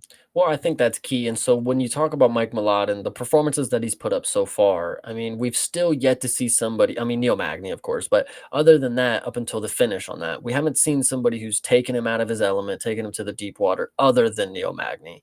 Charles Radke, we thought was going to be that type of fighter who was going to make it gritty and make it a war up until the bell, but not what happened. So I'm still curious to see when Mike Malott goes against a real killer on the feet, who's not going to let him get comfortable, who's not going to let him set up his game plan, set up the strikes that are going to land very early in the fucking round. But Charles Radke, we might have been overhyping and overvaluing what we were seeing here. He really is just true to life. He's just a boxer. Like that's nothing more than what we see here. I'm on the fence about that one. And maybe it's wishful thinking more than anything, because I do think that there, like, at least I have seen flecks of greatness out of Radke in the past. Like, this was not, a shot in the dark prediction from us. You know what I mean? We've been watching his fights. We know what we've seen from him prior. I want to believe that this was an off night for him, but that could just, again, be wishful thinking. And again, I feel like there was some other background element of this. I thought he looked a lot smaller. I thought he looked very disinterested in dogfighted engagement, like the way that I had anticipated him coming into this fight. So, perhaps that there might have been something else. Maybe I'm being a little too generous with him. If this happens again, then yeah, then I would. I I would mean, if it definitely. happens again, that's 3 in a row for him. So Is he coming off of a loss already? He was coming off a loss coming into Protest. that one. Oh yeah, that was no. There, what did he had a fight after that he won, didn't he? I thought he got a knockout in his last fight. Oh, you're right. Oh, Matt Schmelzberger. Yeah, that. Yeah, Yeah, Semmelsberger, whatever. exactly. So, well, all right, we'll see now. But can he? Well, and maybe that's where we need to land on this. Maybe that's the grand conclusion, is that he might just be one of those guys that can do it over a certain level of fighter, but he hits a ceiling. Yeah, and if Mike Malot's the ceiling, I mean, I don't know. We'll see, I guess. But He's good, but he's not what we know. So like, I mean, if you match the Protest and Mike Malott, I mean, we know this is a bad day for somebody. So that's yeah. all I'm saying. So yeah, and maybe Mike Malott is coming into his own as well, because he is a dude who is still also kind of early in his pro career in all manner of things. Basically, I mean, he Contender Series, I think 3 fights in the organization now, maybe 4. I want to say 3. So there's still potential for him to continue rising up and being better than we're giving him credit for at the moment. So either way, prove it, guys. That's all you got to do. And good one from a lot to do that now. Yeah, I agree. All right. Even if I sound like I was hating a little bit, Mike Malott. I mean, yeah, I think we're both kind of in that same boat a little bit. It's like, it's not hate, but it's like I think it's just being realistic, being realist about it. Yeah. But, and before we go into the main card, I want to shout out David Burns, of course. Yes, David Burns, and also Damp Butthole. Got to do it. Got to give the shout out to a username like that. That's some good stuff. Especially if they're wearing the Ohio player inspired G-string. Oh, I mean, available now at Yama.store. Hell yeah. Hey, let's move on to the main card here. Starting this thing off, this was a fight we talked a good amount about last week because of how ridiculous this matchmaking was. Didn't go exactly as expected, but close enough, I would say. This is Benoit Saint Denis versus Kyle Prepolek. What'd you think? I feel bad for how I was watching and viewing this on the watch along, because I was very harsh on BSD. That entire first round, I was saying, this guy, he's just not what we thought he was. Like, I'm very upset that he's not just starching, bro. Like, already, like the longer it went on, I'm like, it should have already happened. Like, it should have already happened by now. It should have already been happening. No way you're getting check hooked by this dude. No way he's leaving lumps on your face. Like, no way, BSD. But as I have concluded, and I will once again give a shout out to the Mank in the Discord, he gave a perfect explanation of just BSD's fighting style is really just the marauder base. I mean, he's going to have to get hit. That's the only way he's going to fight. He's going to charge in, put his face forward, he'll take some shots, but then he's going to wrestle you. And we got to remember, guys, BSD is very deadly everywhere, but at heart, he's a grappler. He's just going to muscle you and try to get a hold of you. Like I said, he's going to eat the shots before that happens. Not necessarily in every case, but that's his game plan. And so coming into this, I was thinking, dude, he should mop him, knock him out, elbow his face into death. You saw what Moicano did to you. You need to do that to somebody else now. Take some notes. And that's just not his game plan. That's just not what's in his arsenal. He wants to wrestle. I mean, he wants to just be body to body and making you tire out from exhaustion.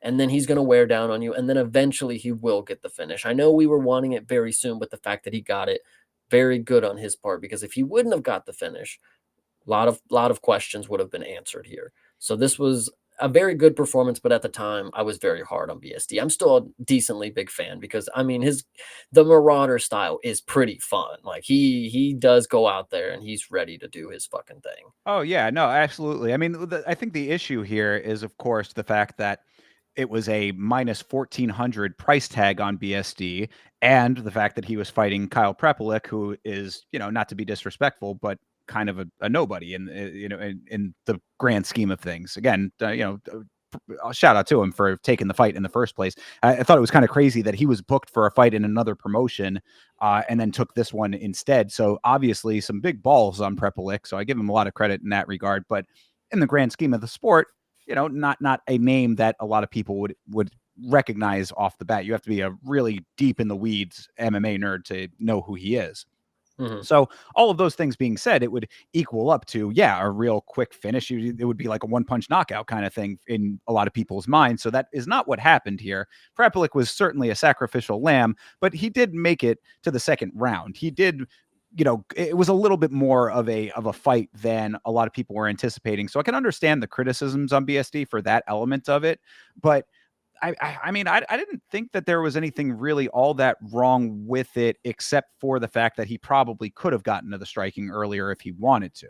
He could have not got punched in the face a lot. Like this dude, I'm A telling you, couple. I mean, I think you're exaggerating a little bit on the amount of strikes he took, though. it's not the amount because obviously look at the totals. I mean, Yeah. if you want to total 14 strikes that he landed, listen, all 14 of those had me thinking one strike ago, you should have already knocked him out, dude. Like this is a guy that is just he's not on your level. And like that was what you should have been out here to prove. And yes, you did eventually do it. But I think unfortunately stylistic matchup. This is not the dude who's going to go Ilya Taporia and ask you to stand in the middle at the first 2 seconds and then knock your head off, whatever you want to say. BSD is a grinder type of fighter. So the fact that they gave him a person that probably could have been finished in the first round was not the greatest instance for him, probably. But at the end of the day, he did what he was always supposed to do. He was going to finish him. He was going to go in here, make it fun. And I don't know if it raises his stock too much, but I mean, I can't dislike the style. He does go out there and put it down the line. Well, I guess that is the interesting question, right? Like, if you have a minus 1,400 next to your name, as far as like the people who are betting on this sport, and you go out there and make them bite their nails for an entire round, does it raise your stock? Who's stock, Kyle? No, Saint Denis. I mean, Because it's like, look, you were supposed to come out here and annihilate him, and I had to sit there and watch you, on the ground for an entire round almost. And now I will say, I mean, like, I'm playing devil's advocate a little bit here, but like when he was on the ground, when they were doing all of this grappling, like BSD did stay pretty active in those situations. I mean, he was landing a couple of pretty nice shots on the ground, ended the round in a standing backpack situation on mhm. Prepelic's back. So it's not like it was just an inactive wrestling grappling kind of situation. But if I'm sitting there and like, I'm somebody who's maybe a little bit more casual to the sport, and I just want an easy payday off of a crazy, crazy favorite, and I have to Yeah, sit there. bet the minus 1400 guys. That's fucking Gianni at the ESPN desk right now.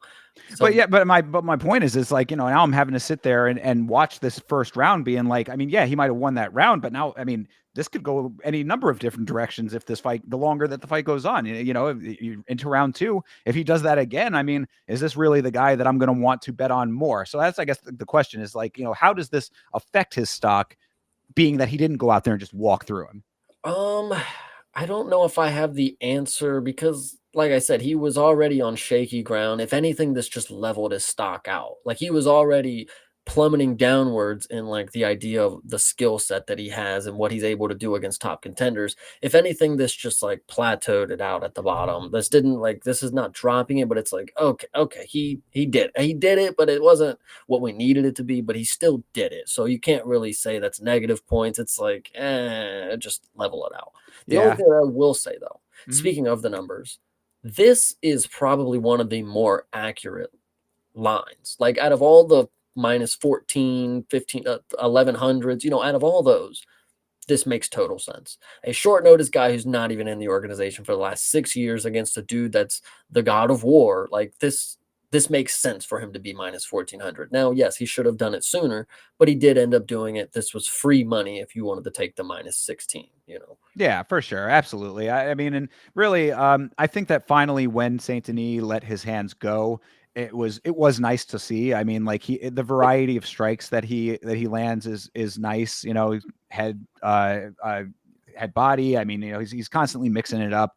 I appreciated it once it finally got off that way, and then you know gets the takedown into the head and arm, and that head and arm was sunk in really really quick. Prepelic, I think Dom even said it on commentary. Prepelic was tapping before it really was even fully like locked. You know, I mean, Mhm. I think it was time for him to go. You know. He did his job, you know, he made it longer than the 30 seconds it was supposed to be. Yeah. So, So on the other side of the coin, then, you know, I mean, I'm kind of dogging the performance a little bit, but if you look at it from the other perspective, this was a nice display of BSD's full MMA skill set, you know? yeah, and that being said, is it as good as we maybe once thought? Probably not, but he's at least a decent time whenever he shows out. He's a decent main card filler. I'll say Yeah, that. yeah, and I think that he, you know, unless something dramatically changes, he might be another one of those guys that gets himself into gatekeeper territory. I hate to, you know, I know a lot of You people say think this a lot about I people. well, sometimes where a spade where it stands. I mean, because it's like I think that he's the type of dude that like you're gonna have to have a cut above skill set in order to deal with what he brings to the table if he is going to try to wrestle and he's got hands. Mhm. You know?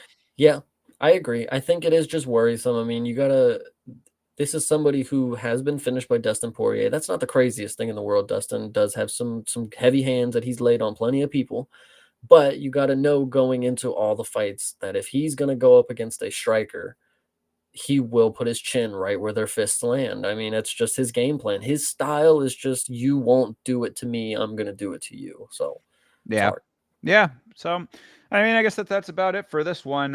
You know, hopefully they're going to make the fight that I think a lot of people were wanting, which was him and Gamrot, right? Wasn't that the fight that was supposed to Gamrot's be? supposed to fight Ludovic Klein. That is supposedly Ah, gonna happen first, I think, but okay. Well, who I'm with knows? that too, honestly. And I felt bad for Gamrot. You know, a bunch of people turning him down for some reason. That's very strange. But I don't feel bad for him at all. The dude's a fucking stone cold killer now. Do you see the division scared to fight him? Look at Dan Hooker's face in the last matchup. People argue that that wasn't a robbery, brother. Dan Hooker probably didn't eat right for 2 weeks after that.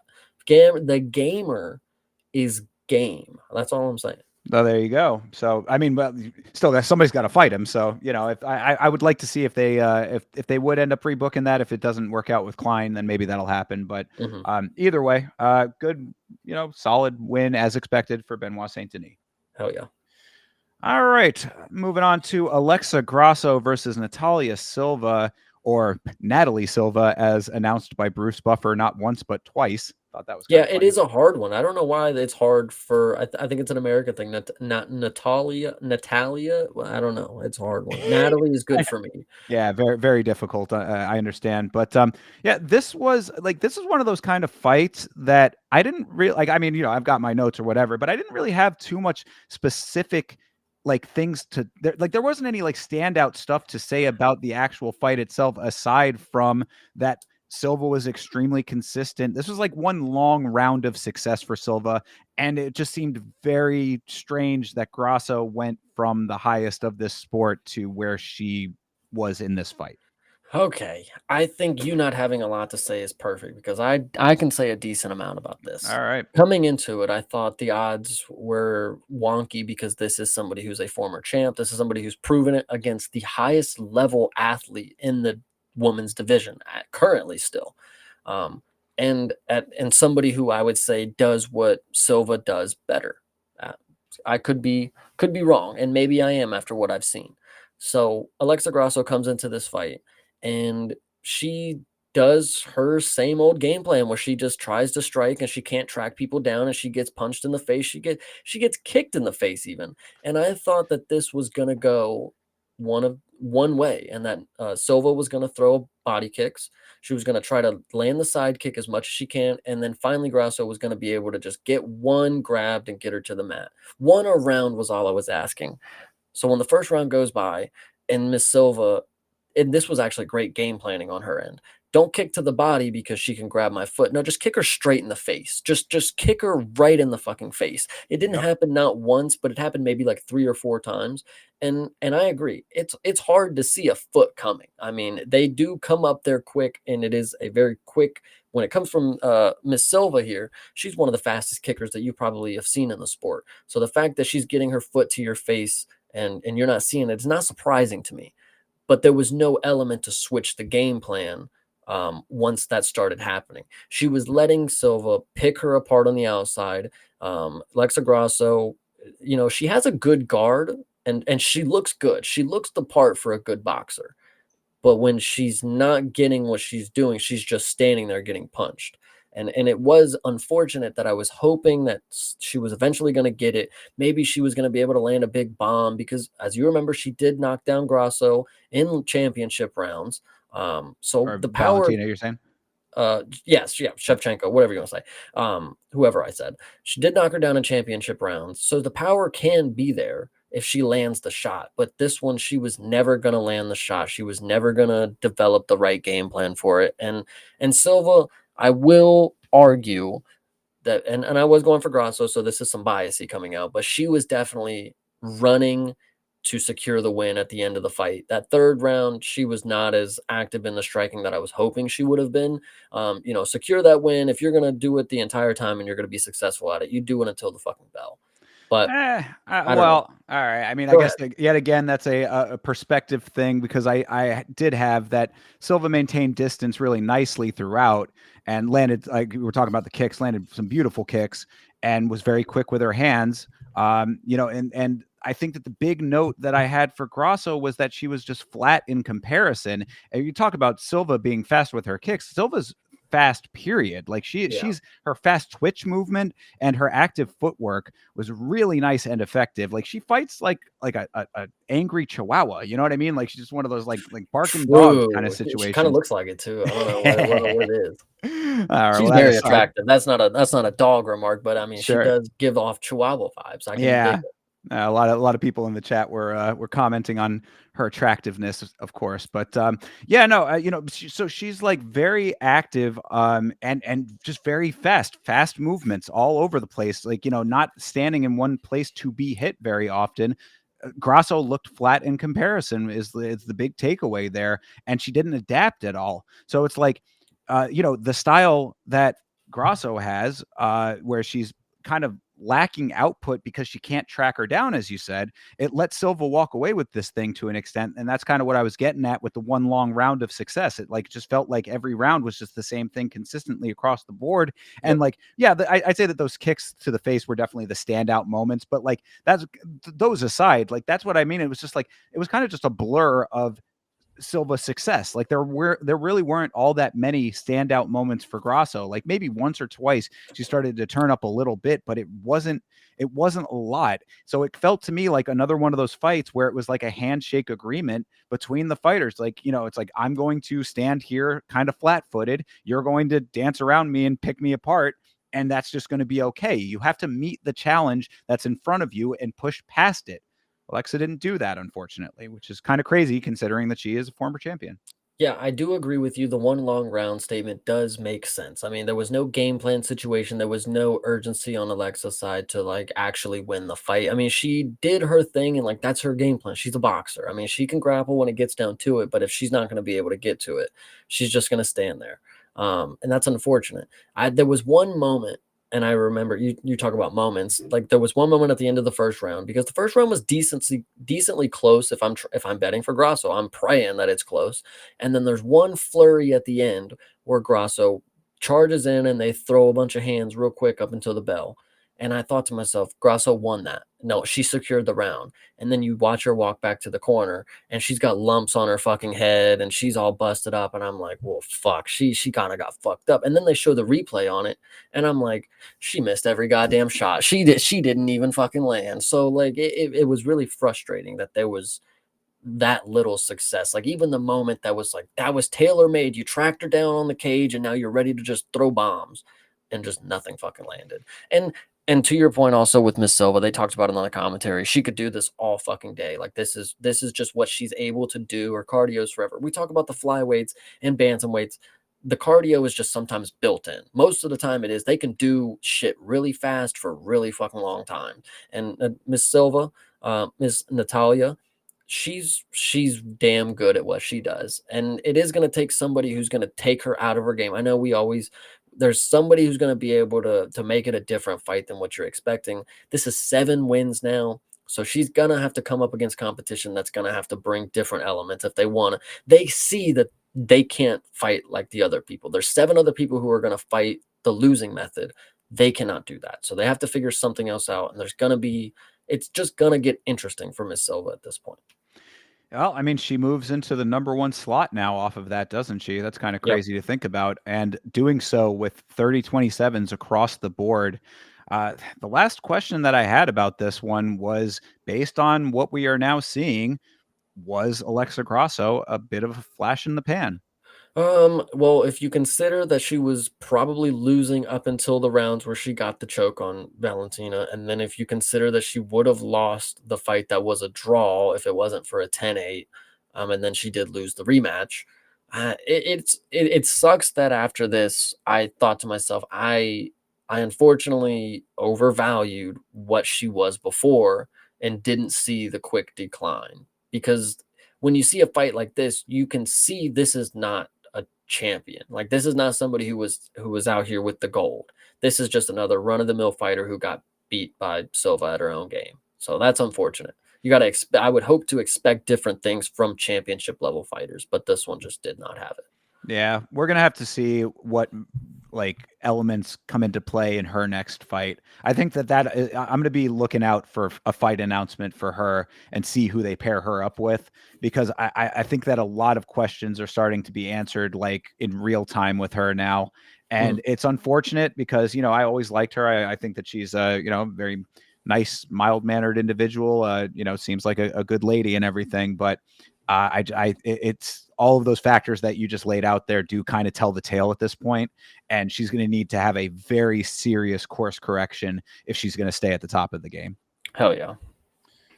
All right. Well, before we move on to the next fight, I did want to at least mention that Vitor Belfort was entered into the Hall of Fame at this event. Kind of mixed feelings about that one. And I know that that's kind of crazy to a lot of people because I know that he is a legend of this sport.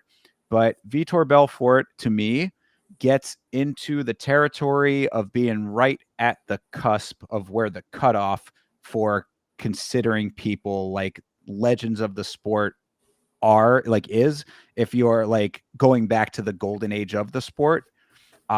Maybe I need to go back and watch Vitor Belfort fights and reacquaint myself. There's also the fact that he is a notorious juice box, which does kind of stain everything. But we've got plenty of juicers in the Hall of Fame as well. So I don't know. I've got slight mixed feelings about it. And then also the fact that he is the dude that blinded Michael Bisping. But So you are saying that this one is questionable, and that so I'm trying to this one for me, because I didn't watch Vitor Belfort, but obviously when you're saying there wasn't too much in the fights, like you can see him on the highlight reel every fucking corner you go when it comes to MMA.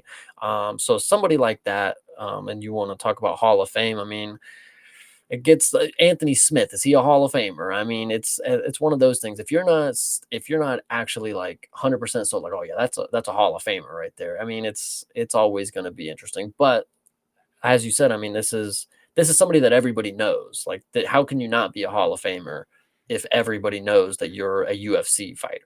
Whatever you want to say. no, and I agree with that. I think that that's why it makes sense. But like to me, it would be like at the edge of it. You know what I mean? And so Mhm. yeah, like I'm not like, man, that's crazy that happened. I can't believe that he's entered in the Hall of Fame, whatever. Like, but it is like one of those ones that I'm like, there are other circumstances that to me like kind of muddy it just a little bit, but it's fine that he's in there. And again, I should probably go back and rewatch the highlights and get a little bit like, reacquaint myself with just why he was so amazing at the time, because it's been a long time since I've seen those older fights.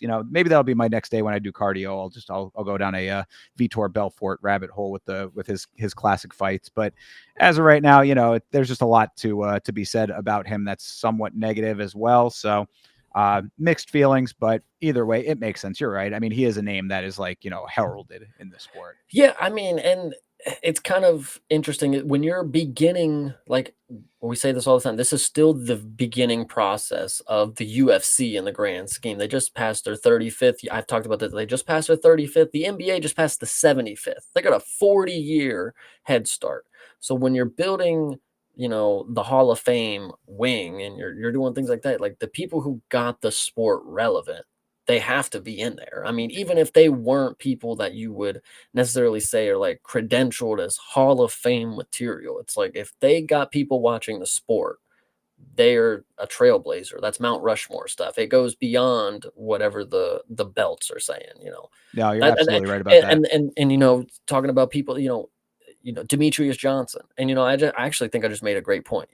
Making people know the sport is a little better than being the champion of the sport. Like Demetrius Johnson is one of those people who was never really respected kind of deal and he was a long time great champion for the promotion. But then you got people like Vitor Belfort is just somebody who just gave highlights for the promotion and got people watching. I don't know. Yeah, No, I agree. it's kind of how you gauge it. Yeah, I think you made a very good point there. Absolutely. So, yeah. So, okay, then there you go. So good entry to the Hall of Fame. Then, congratulations, Vitor Belfort. And Hall of Fame entry and Hall of Fame video tributes. Just Yeah. going into the next fight, I'm sure we won't get a video tribute for this guy, but we'll see. Well, and we'll talk about that aspect of it because I certainly have a couple of things to say about that part. But this is Jose Aldo versus Amin Zahabi, yet another one that did not predict correctly. But Jose Aldo coming into this fight, there was a bit of controversy on this one. Jose Aldo missed the bantamweight limit by a lot. I mean, this was a bad weight miss. Amin Zahabi was asked to stop cutting, and the fight was moved up to featherweight because of the weight miss. We would come to learn that Jose Aldo basically gave up on the weight cut. So back what I was talking about, like when with Bruno Silva, when I had said like there's like that checklist in my mind, I had gone through that on the watch along and then was like, oh, well, there you go. One of the things actually did come true there. It was just that he just decided he didn't want to cut anymore.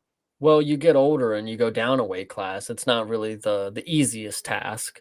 Um, but hey, it is what it is. That was his choice to make. I also would like to point out early, since we're talking about the weight miss, is that Ayman Zahabi in his post-fight speech said, "I appreciate Hunter for giving me an offer that made it worth taking this fight." I was like, I obviously get that's probably what happened, but you didn't really have to say it in a way. It's like, man, I only took this because they gave me buku fucking cash. Like, but no. Okay, so going into the fight, I think this one was very, very interesting because I think in my mind, maybe I didn't articulate it well enough. Maybe I had a different opinion by the time the fight came around, but I think this went just about as what I thought it was going to be. Actually, I want to say it was a mix.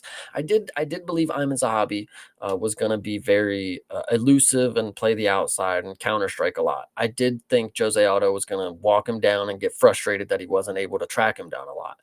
I did think also originally that there's no way Ayman Zahabi is on Jose Aldo's level. This is not somebody who can walk in here and beat one of the actual Hall of Famers of the sport kind of deal. And that being said, I thought the first two rounds were clearly Jose Aldo. So I think that is interesting to note because when you look at the scorecards, that is not what happened. So going into the third round, you have 3 minutes of domination by Jose Aldo. Mind you, he puts Ayman Zahabi on the mat, soccer kicks him in the face when he wants to get up, puts him on the mat. He trying to get up again. He throws another soccer kick. Dude, Jose Aldo actually wanted to win this fight so bad. And it's crazy that the way that he went out because of this judging call here. And then you have 2 minutes of Ayman Zahabi flipping the script and brutally beating Jose Aldo down with elbows and guard. And it was interesting. But then that would lead people on the internet to say that this should be a draw. And in my opinion, there was no way the third round was a 10-8 because for 3 minutes, Jose Aldo was beating the shit out of this dude. Okay. Secondly, the first two rounds clearly went to Aldo. I don't know where everybody else was watching. And then you get to the judging, and then they give it to Ayman Zahabi in Canada like it was scripted. And I'm not saying it was, but like, brother, no way could you watch that fight and give that to Zahabi. I'm serious. It makes no sense. Well, let me break it down a little bit on my side of the coin, having done the rewatch just recently. Actually, that this is one that I was able to do today, so it's only a couple hours ago that I got to rewatch this one. First round was good. Thought Aldo was more consistent. Zahabi found a little bit of success late in the round, but Aldo was bobbing and weaving his way around all of the shots pretty much. So like Zahabi was trying to throw a bunch at the end of the round, but he didn't really land very much. So Aldo took round one pretty definitively, I would say. Second round, Zahabi did better. Aldo started to slow down a bit. So, I mean, I do think that like I'd have to like really, hit the clicker to be like saying that Aldo won the round. I did give it to Zahabi though, so I had it 1-1 going into the third round. Wild third round. Aldo lays everything on the line and then completely gasses. Like, I mean, like it was kind of crazy the wall that he hit because it was like The look up at the clock with 3 minutes left, dude, he bro. was in hell because it was funny too, because I remember watching it and I'm like, man, he's looking at that clock hard. Like he's squinting to see what time it is. And then in the Discord, North is like, I thought he was I thought he was like trying to meme him. Like he's looking at the clock for so long. Punches are like coming, and he's like, him dude, it him was looking at the clock after the amount of time that had elapsed and then the realization that there was so much left really was pretty comical in the moment because it really was like, oh shit, there's a lot more. yeah. And there was a ton more. There was like over 3 minutes left. So but yeah, so he completely gassed his, he's on his back. And even though he almost got Zahabi out of there, Zahabi musters enough to come back with some heat. That's when the elbows came into play, but the elbows weren't really, I mean, like he was landing, but it wasn't like it was consistent. Bam, bam, bam, bam, bam. Like Aldo was still moving a decent amount on the ground. So like, I don't know. I felt like I mean, 29-28 across the board for Zahabi is wild. This definitely should have at least been a split decision. With somebody should have been more kind to Aldo. I mean, I would have had this as a draw and not been mad at it if you 10-10'd the third round, because if you really split it down the middle, Aldo had all of the success in the first half of the round. Zahabi had all of the success in the second half of the round. 10-10s are very rare, but I think that this might be a case for it. Either which way, like I was not terribly upset by the decision. I was surprised by the decision. After seeing everything, I hear what you're saying. I guess it was just a little bit of a different perspective on it. But it was, yeah, I could like it could have gone either way, and I think that Aldo did enough that it probably should have gone his way. I think the judging going this way screwed screwed Aldo, and then screwed the fans also, because this is a fight where Zahabi would rightfully lose, but the fact that he actually got to prove that he has the fighter spirit, that he's willing to go out there and take whatever and end up on top at the end of the day. That was supposed to be the outcome. Is Aldo wins, okay, fine, but I'm as a hobby actually is a dog. Like we should actually put a little respect on his name.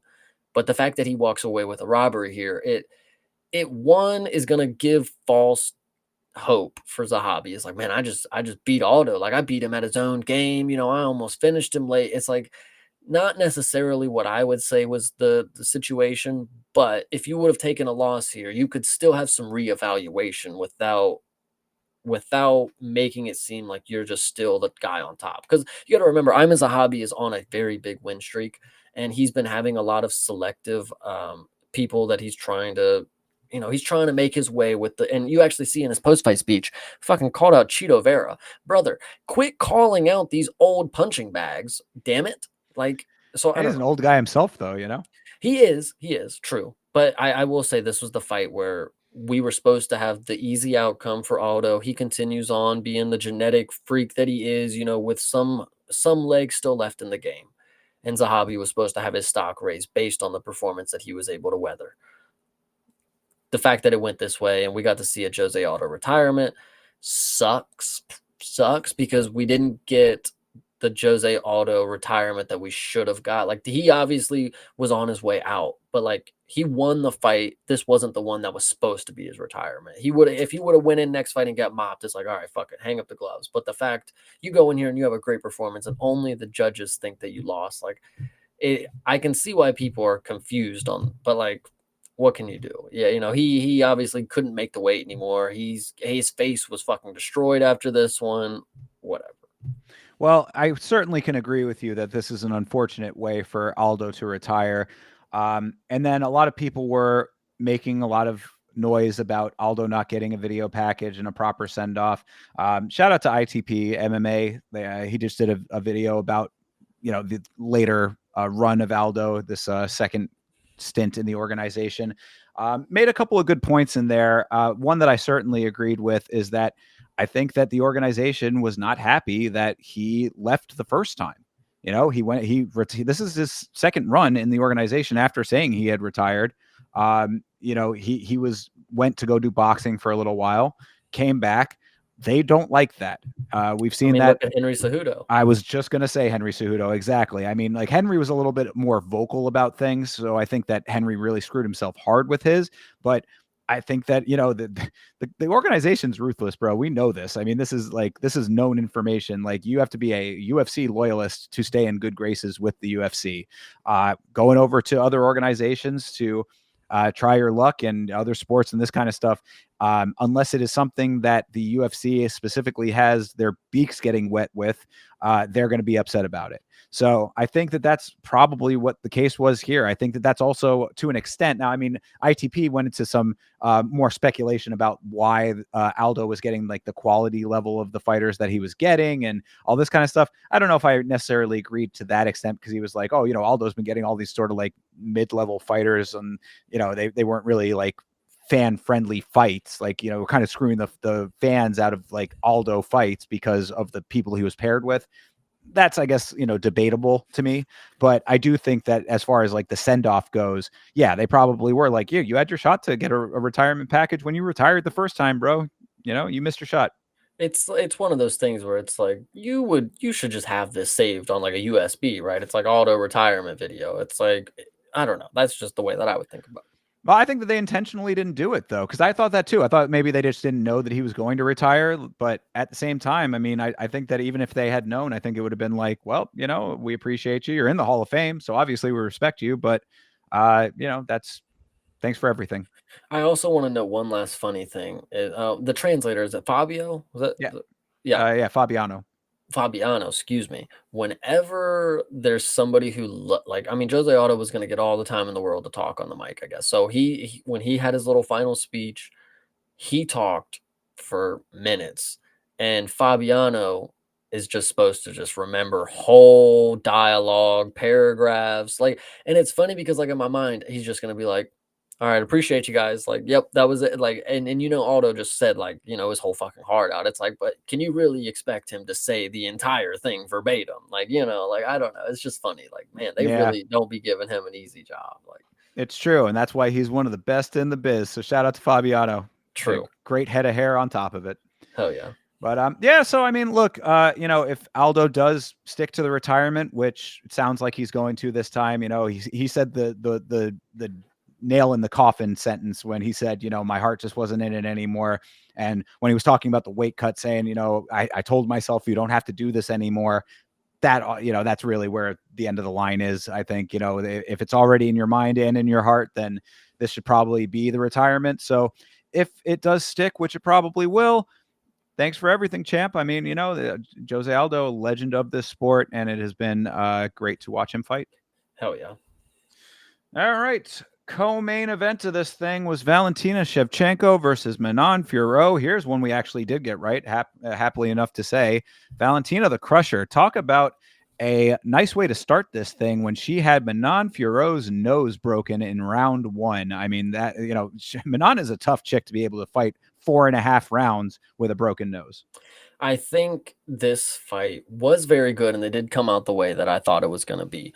Now, obviously, Valentina I thought she was going to get a finish. She didn't even go for the maneuvers that I thought she was going to get a finish via head kick and or the crucifix at the beginning of the first round. Actually, she did get her down, and she was kind of inside control. I was like, here we go. She's given the foundation. Next round when she gets her down, the arm's gonna get trapped and we're just gonna rain elbows. But she didn't go back to it. Unfortunately, I will say that Shevchenko has developed this new style, and I don't know if I love it or hate it. I'll wait for your opinion. She doesn't run. She does not, in a sense, she doesn't back up. She's not evasive. She's not a, but she does. She just stands her ground, and it is not the most exciting thing to see where she's just flat-footed, just ready to counter whatever's going to come at her, but it is very effective. Now, I will say early on, that is not something that I think will work against Wei Li, but we'll get into that here in a little.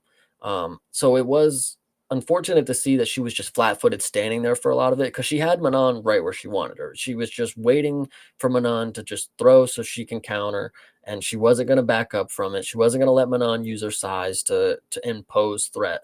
And I thought it was a great performance. It was pretty close. If you want to say it was 2-2 going into the fifth, you certainly can. I don't want to believe that because after a certain point, I was screaming at the TV that you cannot award thigh and leg punches and thigh knees as value on the scorecard. There's no way that what Manon is doing in the clinch when she's punching her in the thigh, she's kneeing her in the thigh, that is not going to count up against what Shevchenko was doing in the open, like in the open striking. And I'm so blessed that it didn't, because if you're somebody who takes into account like, well, she is landing points, I mean, that is a point that she's landing, it does rack up the tally, then yeah, Manon probably did win this one. But I don't believe that's how the scoring should have went, and it didn't, evidently. It was close, but Shevchenko did the correct things in a mixed martial arts bout that I want to see. I don't want to see the thigh punches. Literally punching the thigh. Okay, kneeing to the thigh. Okay, sure. Punching the thigh is ridiculous. I'm honestly even for getting rid of the thigh and knee punches and knees, because until I see a thigh TKO, I like there's just no point for you even to throw it. It's not, it doesn't get anybody off balance. It doesn't get them out of position. I've yet to see somebody throw a thigh knee when they lift their leg and then sweep, like, there's no extra to it. It's just lay my chest on their back and throw knees to their thigh, and it's very fucking infuriating. And the fact that Manon had to rely on that game plan should have let you know she knows she's losing, she's not able to implement what she's good at, and she's just relying on being bailed out. And I'm glad the judging was right. Yeah, well, I think that you answered your own, not question, but you kind of in a roundabout way circled back to the answer there, which is like that. Yeah, I think that Manon was having to scramble a little bit to answer what Valentina was doing a lot of the time, which was great for Valentina. I think that you're talking about her being flat. I mean, I think that speaks volumes against the quote unquote weight bully, if you want to believe that, in Manon Fiorot. She's not going to let her use that weight to her advantage. She's out there saying, bring whatever you got. I don't, throw it all at me. Like I'll figure out something for it. And she certainly did. So yeah, I think that Valentina is like, why she's so GOAT status is because it's game planning for her a lot of time. Like, I don't think that, could you say, that might not work against Zhang Weilei. She probably wouldn't try it against Zhang Weilei. I think that the game plan would be a lot different because she's such a student of the game that she's game planning for every fight differently and actually utilizing the game plans effectively. So I think that it was the right plan for the right fight, and she definitely had success with it. Like you said too, though, a much closer fight than one might expect. I mean, on both sides, I guess you could say, because Manon was the favorite in this fight, but yeah, Valentina takes the first round. Manon does have some decent success in rounds 2 and 3. I gave those two to her, but then the GOAT status really shines through in rounds 4 and 5, dropping Manon in the fourth. What a legend for that. And then one other thing that I thought was great, and another just veteran status. You talked about Brad Tavares going to the leg of Chris Weidman, right? And how that was like, he was the only guy that like actually went and took it to the one vulnerable thing that for a fact is vulnerable, right? Valentina Shevchenko breaks her nose in the first round, or at least, fractured, whatever. She significantly affected her nose in that first round, and then continues to wisely pepper that nose with as many shots as possible. Valentina was going out of her way to get that nose as many times as she could. Like, there was times in the clinch where she was going for the high knee to the face to hit the nose. I was like, that is like, that's a cut above. Like, it's like one of those things that it's like kind of goofy to talk about. Like, oh, yeah, she just kept going back to that one thing, but it's like that's the one of those things that sets you apart. So I thought that Valentina fought a very smart fight throughout all of this. I think that she realized the type of opponent that Manon was and the attributes that she brought to the table and countered them all very effectively. I was really, really happy with this performance. This performance, or the way that Valentina, the way that she was able to win this matchup, you would have thought that she was talking like Bilal was talking before in the promos and stuff. We'll get to it in a second. But like Valentina actually showcased like this is just your average skill set that I'm facing. They've never faced something like me. I will show you that. And she actually did show that why she's the champ. It was close, but championship rounds are why shit matters, you know? For sure. Yeah. So, I mean, I think that this was a great uh, showcase of everything that Valentina brings to the table and why she should be always heralded as, if not the best. If you consider Amanda Nunes to be the best of all time there, then she's certainly a very, very close second. The one other thing I wanted to ask you about, though, is what was your thoughts on the illegal knee in the second round that apparently was blocked, so it was not illegal? Yeah, the fact that she went for that, I do respect the killer instinct. I do respect that. She was willing to try to, and same with Aldo on the soccer kick. Like, bro, that was, why would you even do that? Like, that's just wild to He think did get about. lucky with that.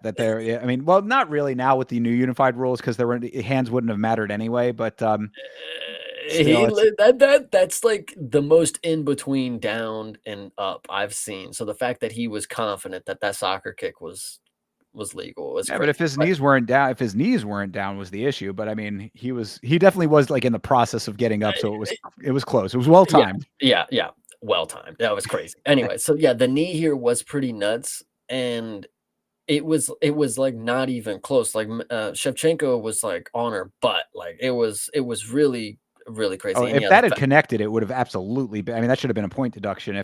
I mean, they're saying that because her hands were up, it was blocked, so the block negates it. But I mean, that's just to me the fact that she went for it was pretty That's crazy. I like. that's just enabling her to be like, "Okay, well, I can do it again if nobody's gonna say shit. If we're gonna give justification, well, she just better fucking block it again next time I throw it," you know? Like, I guess that's a fair way to look at it. But yeah, I thought it was slightly dirty to even go for that. But in the moment, it is one of those deals where it is tough to be, like you said, it's, she's adrenaline's going, she's, mind racing a mile a minute kind of thing.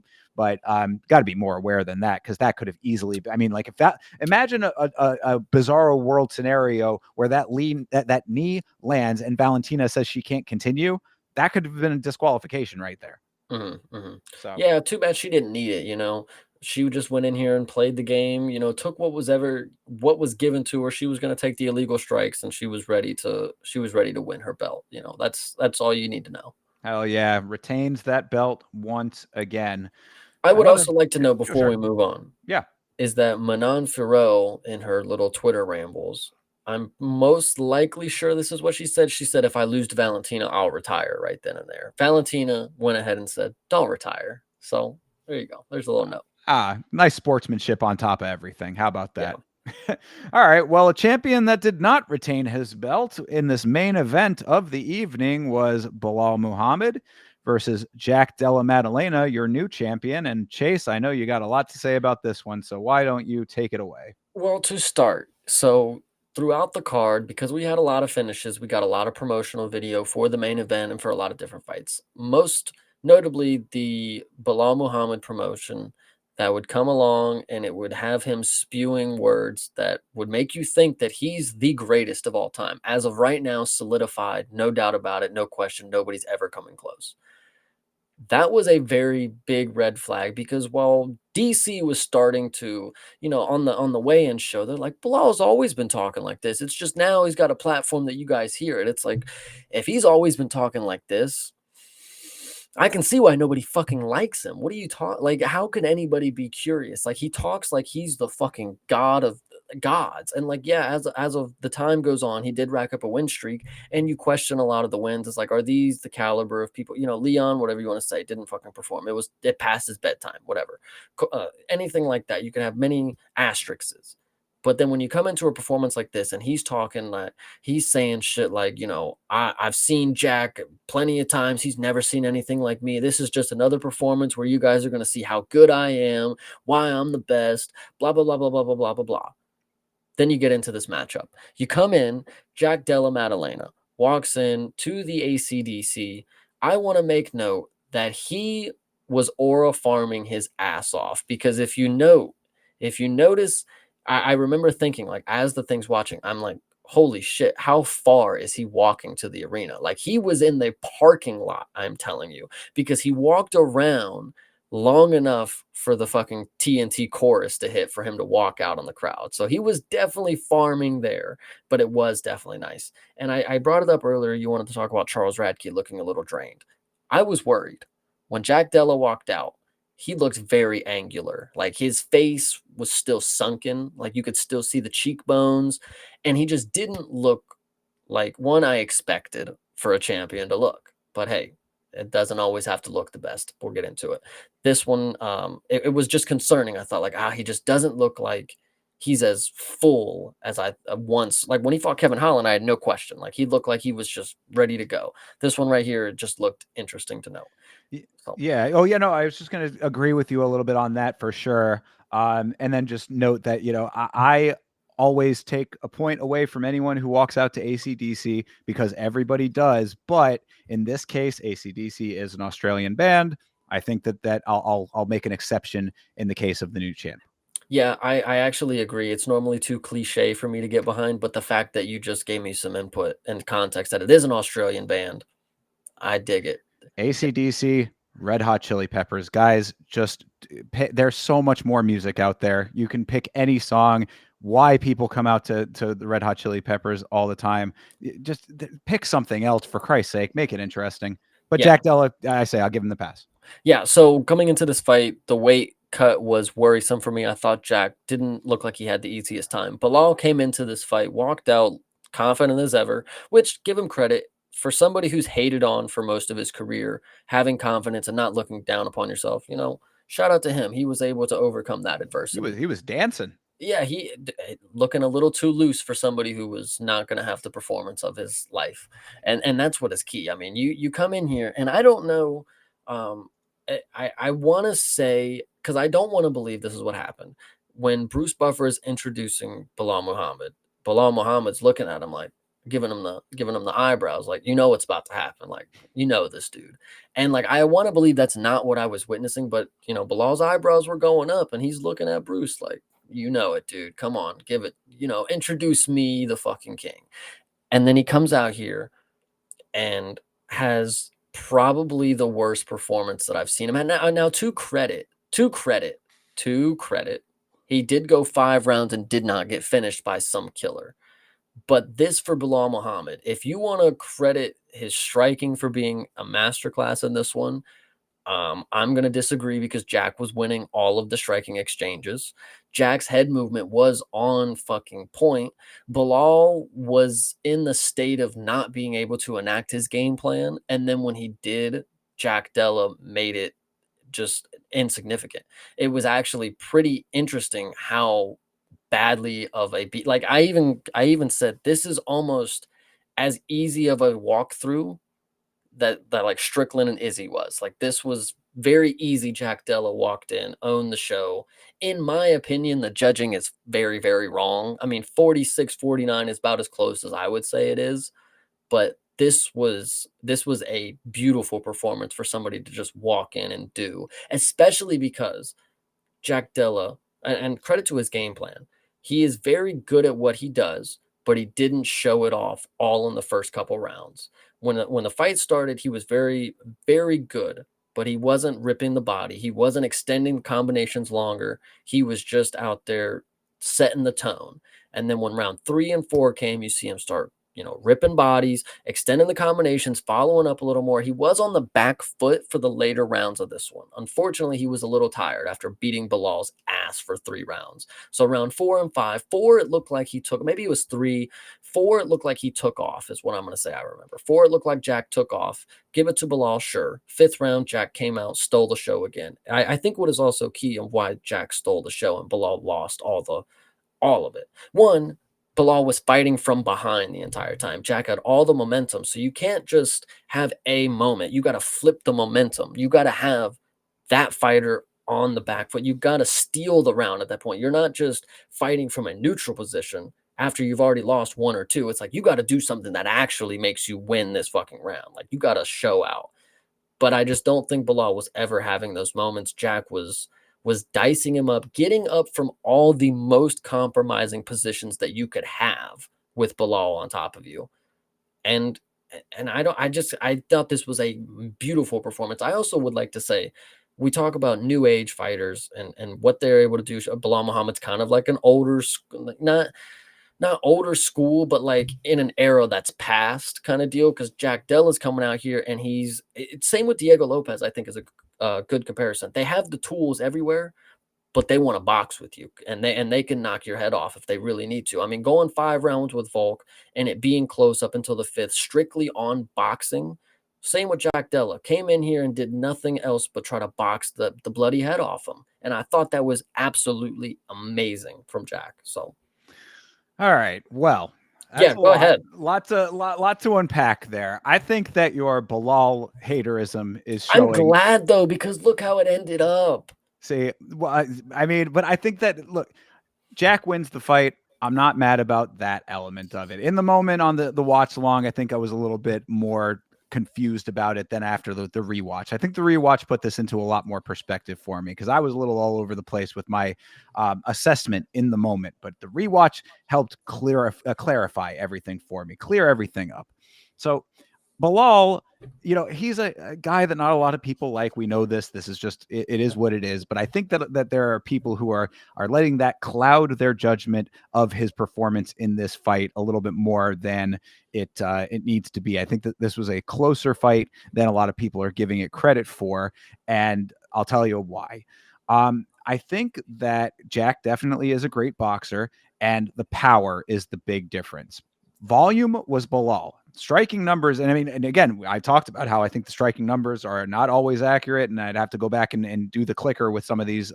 This might be one as well, but volume was there for Bilal by choice.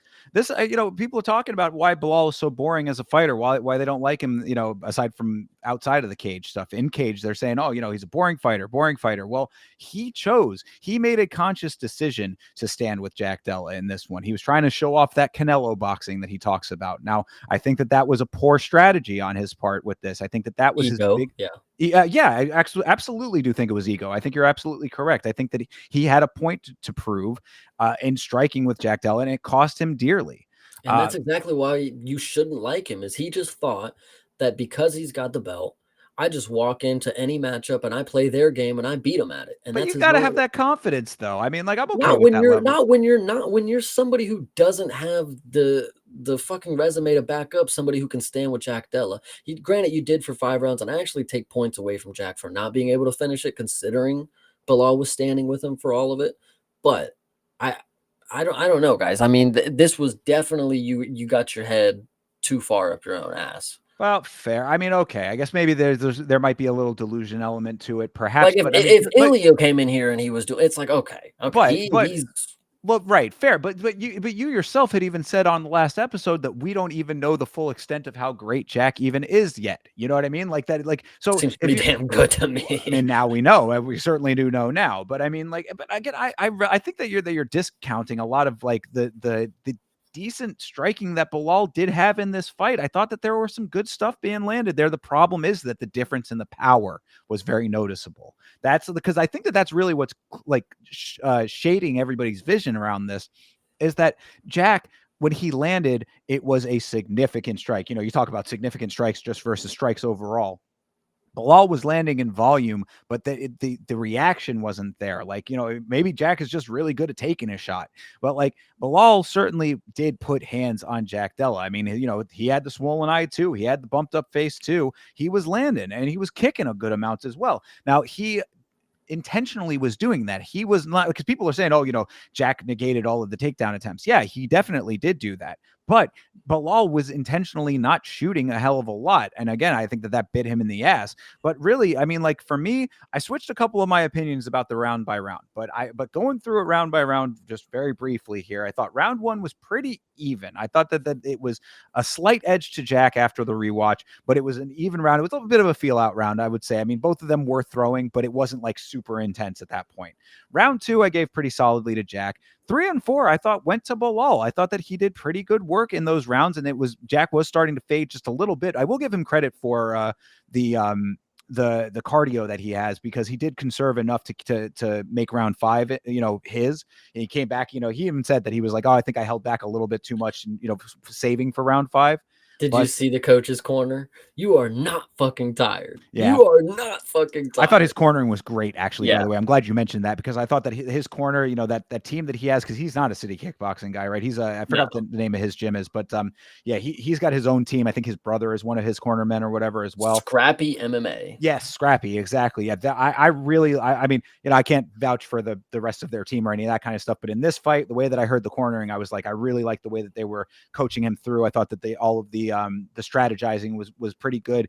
Maybe a little bit overconfident at times, because they were saying like, you're winning every round, like this and that. And maybe if they were you, then yeah, I say from your perspective, maybe that was okay. In my opinion, at the time, I mean, this is as close as a dog walking as it was. I mean, the coaching is not wrong, in my opinion. Like, this is yours for the taking. Just one more round. You are not tired. You are the champion. Go out here and do it. Like, that's going into the 5th round. I mean, I'm talking about having the confidence, and it's a downfall for Bilal, but that's because you're talking before the shit is, after going into the 5th round. Okay, have the confidence that this is yours. Like, I've done it, but don't have the confidence like you're a jackass before you've even seen what the dude can do. So sure, fair, yeah, absolutely. And I mean, I see David Burns in the chat. He's on fire over here, said wanting to talk about the damage and that this was the best striking of Bilal's career.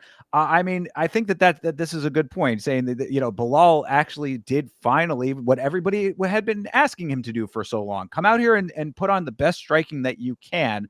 And Jack was able to make it his fight even with that. And then to the point about the damage, I mean, you saw those images that came out after the fact. Bilal's lip, split pretty badly. I mean, like, the damage in the moment didn't seem as bad as it actually was, like, when you look at it, like, in the pictures, because he definitely did get worked over pretty badly.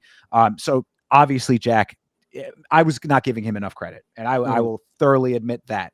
But I think what I'm trying to get at with this whole assessment here is that this win for Jack does not bother me after the rewatch. Like, he proved himself with this performance in a way that I don't think that I had seen him prove himself before. So I'm glad for that. But I do want to give Bilal the credit that he deserves for what he did in this fight, because he fought out of the element that he normally fights in, and I thought had some pretty decent success with that style. I know you're not agreeing with that, but so you're giving him credit for deciding to lose. Like, I mean, you even said, like, I mean, but he didn't think so. He thought you gotta have he raised that his hands at the end of the fight, knowing damn well you lost 3 of those convincingly. That's just my opinion. But well, I mean, when I saw that somebody had given him all like 4 rounds, I was fucking like, Henry Cejudo. Yes. Oh my gosh. He said Bilal was up 3-0 at the time. oh yeah, no, I mean, I thought that Bilal, like, again, in the moment, I had thought that he took the first 2, like when I was watching it in like the watch along. So like I had to like go back and like recalibrate. I think a part of why I was like kind of unsure about things was because I was just not expecting the fight that Bilal brought. So I think I maybe had to recalibrate a little bit, knowing what I was looking at thereafter. You know what I mean? But yeah, I mean, I don't think that the confidence that Bilal has was a problem, because you have to be that confident in order to be a champion in the first place. Plus, he had been undefeated for so long that it's like, I think that he earned that level of confidence. I mean, you know what I'm saying? Like, you can't discount what he did to get to the belt. There was a tweet that I had seen recently as well that illustrated that in a good way, that they said that Bilal is like one of the last dudes who did it without any without any external factors. Nobody likes him. He's got no, very, very few fans. He had to fight and win all of those times in order to actually do it. There's no hot shotting, no, no regional bias, no nothing. Bilal, he earned that confidence based on his efforts alone coming into that fight. Was it a little bit misplaced in hindsight? Perhaps, but it doesn't bother me. And also, I still think that he did pretty damn well under the circumstances with the boxer that we now know Jack to be. Yeah, I can agree with you there. I would also like to throw in the last part of this main event. That the last part of the event was understanding what is coming next. And shout out to JDM for jumping right on the horse, getting on the phone and asking. Actually, I saw the clip. And that's why I figured. That's why I had the idea that Dana wasn't there, because Jack was on the phone with Dana after, and he was like, so is Islam next? And that evidently is going to be what is the next matchup. Dana is all on board for it. Islam doesn't seem to care that Bilal Muhammad lost his belt, because as soon as the hand was raised for Jack, he immediately went to Twitter and said, "Double champ status, I'm coming." So I don't know. I mean, that is next. So yeah, and that's obviously there was a whole lot of conversation surrounding Islam and Ilya, and if that was going to happen. Obviously, that's not now. Islam is not vacating his belt, he said as well. So I mean that adds another element to all of this. Didgeridoo Dave, I saw you talking about like the religious aspect of things in the chat. That them not wanting to fight each other for those reasons is something that's a little bit off-putting. I would agree with that. I'm going to get into that in a different, in like a video. I think I don't want to go too deep into that right here, right now. But there was a lot of uncertainty as to what the future would be. That now is a little bit of more clarity if that's going to be the fight. Jack said he's down for that fight. So I think that we'll just have to see how good Jack really is now. Hell yeah. I agree. Yeah. So overall, new champion, and I'm not mad at it. Congratulations to Jack Della Maddalena, another championship belt coming back to the fine country of Australia. And that closes out UFC 315. So after talking about it, Chase, what are your overall final thoughts on this card? These are the cards that make me be okay with living. This is a good one. I liked it. There you go. Even if not every prediction came out correct, it was still a fun, entertaining one. I had a good time with this one as well. Hell yeah. No, this was definitely fun. Yeah. And even in spite of it being in Montreal, Canada. Right. All right. No foot stomps. I know that took away a lot from the performances. Everybody was really excited to come into Canada and stomp the shit out of everybody's foot. But the fact we couldn't get that is really depressing. So, and maybe that's what Bilal says next. Imagine what could have been different if I could have just stomped his feet. I mean, he is the type of person that would use that as a tactic to win fights. So I agree with you. All right. Fair enough. Hey, Festus Clamrod, what's up, brother? How you doing, man? Appreciate seeing you in the chat too. So you want to take a look at this coming card here? We can take a quick look at it. There's not too much that I think I want to talk about, to be honest, but we will go into it. Yeah, well, I mean, we can definitely at least talk about the main event here. Gilbert Burns versus Michael Morales. Spider-Man getting a big test here in Gilbert Burns, but really, is it that big of a test in the Gilbert Burns that we have now? No, it's definitely not. In hindsight, you will sit here years down the line, we will say that Hamzat and Gilbert Burns is where Gilbert Burns peaked out. And like that was going to be the last evidence that Gilbert had, like being a real killer in the division kind of deal, or somebody that you could at least have on your radar. Michael Morales, I mean, 17-0. It does have a big target on you because you have Gilbert Burns, he's able to do a lot of different things. So he can give you a lot of different looks. Hopefully we get to the point where we see what Michael Morales is made of in a lot of different aspects. Gilbert Burns is that type of person who could offer that. But will Gilbert Burns not just get knocked out in the first round? I don't know. I mean, at this point, because I was going to mention, of course, the meta that is going around. I mentioned it a little bit earlier. Undefeated fighters have been losing their O's left and right. So this has been a bad year for undefeated fighters. This matchup, I think, is not going to be one of those cases. Mhm. Michael Morales has proven to me, at least based on his prior performances, that he is one of those dudes that, like, the cream rises to the top kind of thing.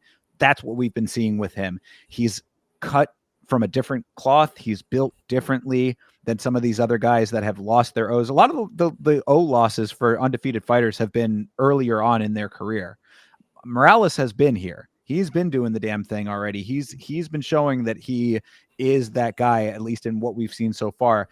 Gilbert Burns has been on the backslide for quite some time. I would have thought that it would have been okay if he had retired after the Jack fight. Honestly, that would have been an acceptable way to go out. I mean, it wouldn't have been the greatest way to go out, but it would have been an acceptable time for it to happen. But he is deciding to stick around, and this is a very tough matchup for him. I just don't see it in the Gilbert of now. I think podcasting is probably more where he's going to be suited. He is pretty funny, so I'll give him that. Yeah. So, I mean, anything to watch out for in this fight? I don't know. I mean, I guess we're going to see Morales' wrestling tested. Yeah, no, I mean, everybody has always been saying that Gilbert Burns has like fearsome grappling for the division. So maybe we'll get to see something like that. But people have been saying that for the last couple of fights, and we haven't seen it. So Michael Morales probably wins this. Yeah, most definitely. Shout out to Musical MMA. We're yapping about the upcoming fight night. And Noodle MMA doesn't look anything like me, brother. That's right. Couldn't be that handsome. Rodolfo Bellato versus Paul Craig as the co-main event. Paul Craig coming off of an embarrassing fight, not just on his side, but just an overall embarrassing fight with him and Bo Nickel going up against Rodolfo Bellato. What are you thinking here? I think Paul Craig is the type of dude who does want a war. Bo Nickel was not the dude who was able to give him one. Bellato is a dude who will go in there and strike, though, and he's this is the guy. He almost got finished by Ihor Potieria, which at the time would have changed the trajectory of this dude's fucking. He almost got finished by Ihor, came back and finished him late. The ref didn't stop it for Ihor, but then stopped it for Bellato. So take that as you will. Bellato is not that great if Ihor Potieria can jump up 2 weight classes and come fight you on short notice and almost finish you. But Paul Craig is harmless, so we'll see. Well, he's not harmless on the ground necessarily. It's just a matter of if he's actually going to try to make that happen, which it seems, I mean, why he didn't try to initiate with Bo, I guess makes some semblance of sense at the time. Bo, obviously a very credentialed wrestler, but Bellato himself, I believe, is a black belt. So, I mean, there might be some challenges on the ground for him as well. This could be a pretty bad matchup for Paul Craig, I think. Yeah, I agree. I'm hoping he gets finished. Yeah, and then I mean, Paul Craig is he's got to be teetering on the edge there. I mean, he's probably not going to get cut off of this fight if he loses, but I think that maybe one more fight thereafter, if he doesn't win, he's got to be in that area of the conversation at this point. I mean, he is a notable Scottish fighter, and Scotland does not have a large representation in the sport currently, so perhaps there's some element of them wanting that. And keeping him around. But I mean, it's just been too much wonkiness with Paul Craig when he was on the surge a while ago. I mean, it is a while ago now, but he's not been living up to what I think a lot of people had hoped for him, and it's going to eventually catch up to him. 100%. It already has caught up to him a couple different times, but right. Well, and you're seeing you're seeing what the aftermath there will be if it continues to go in that direction for sure. 100%. This fight I like a lot. Sadiq Youssef coming back against Myron Santos. Santos, who did not impress me a lot in his last fight, versus Sadiq Youssef, who has been impressive in a couple of his fights. Not as recently, but he's hit a bit of a skid. I think that this is a great gauge of abilities here for Santos, and to see if Sadiq Youssef, is somebody who this is like a fight that Sadiq Youssef should definitely win, in my opinion. Yeah, I agree with Myron coming off the performance that necessarily wasn't awesome. Sadiq Youssef has always been somebody who has impressed me with his performances. I know Diego Lopez flatlined him, but at the time, like, you don't understand how earth-shattering that was. That was the moment that we actually knew Diego had gunpowder for hands. And Diego had finishes before, but nothing like somebody who's been through war. Sadiq Youssef with Edson Barbosa is one of the craziest fights that you'll ever see. And the fact that Diego goes in and just flatlines a guy like that. I mean, Super Sadiq is not a slouch. So the fact that Myron Santos coming off of a performance that wasn't impressive enough to be, you know, world ending, this is a pretty big jump. And it's actually a lightweight too. I just noticed that. So Myron Santos will be going up. They're both going up a class, I guess. That's interesting. Yeah, these are featherweights. Yeah. Well, that is interesting. Then I wonder what the reasoning is for that. But yeah, no, I mean, Sadiq Youssef is a dude who has impressed me a lot in previous fights. Diego Lopez aside, of course. I think that Santos, this seems like a crazy high jump. You're saying this is a big test for him. This seems like a disproportionate jump in competition. Yes. So especially after you skate by. Right. Yeah, absolutely. And I mean, because he's coming off of the Ultimate Fighter, and he did do very well on that show and against the Ultimate Fighter level contenders, but that's a whole different ball game compared to someone like Youssef, who's been around for a while and has seen a lot more. So yeah, I think that having Youssef as a plus 110 on this book, Santos is a minus 130. I think that you should really jump on Youssef early if you want to get that plus money. Exactly. Yeah, it's going to tighten up. It'll be even for sure. Absolutely. Yeah, most definitely. All right, moving on down the line here. Dustin Stoltzfus back again against Nursultan Ruziboyev. I like this one too, actually. I mean, Stoltzfus is a dude who has kind of like surprised me in the past with like some of his performances. He's spotty, I would say. Marc Andre. Yeah, exactly. Gets a nice knockout over Marc Andre. I think he was coming off of a loss before that, I believe. Might have even been on a losing streak for a little minute there. Yes, he got knocked out by Bruno Ferreira. Yeah, so I mean, so kind of checkered there. And then Ruziboyev, a dude who is, he's a big, beefy, tough dude, but also has lost too. So, yeah, I think this is good matchmaking on this one. I agree. Much more even matchmaking. Well, who you taking? I'll probably take Ruziboyev. This has been our boy, in the Discord. We've been riding with him for a little bit, so I'm going to go ahead and say that we know what we're talking about here. Yeah, fair enough on that. And before I let it get away from me, shout out to North. That's the homie. Oh yeah. All right. Juicy J, Julian Erosa versus Melzakael Costa. Said the name right. Go me. What are you thinking? I think Juicy J has always been overrated. Could be wrong, but Melly, again, I've said it before, I've said it again. This is a dude who's actually having to grind for his spot. I mean, this is somebody where if he was anybody else who was more popular after the first couple submission victories, he's on the radar. But like, this is still somebody who's just sliding by and nobody's really taking notice. Juicy J comes out here, finishes Darren Elkins, and I mean, listen, I'm not too impressed by it, but Melly is not one of those dudes that's going to let that happen. The most recent losses that he has are against really good people like, Steve Garcia. And there's another one that was not too bad, but Melly, again, these are one of these dudes that I've just been riding with for a while. I see something. I don't see the full package per se with Costa, but he's still young. He's still developing. And against Julian Erosa, whatever he has is good enough for Julian Erosa.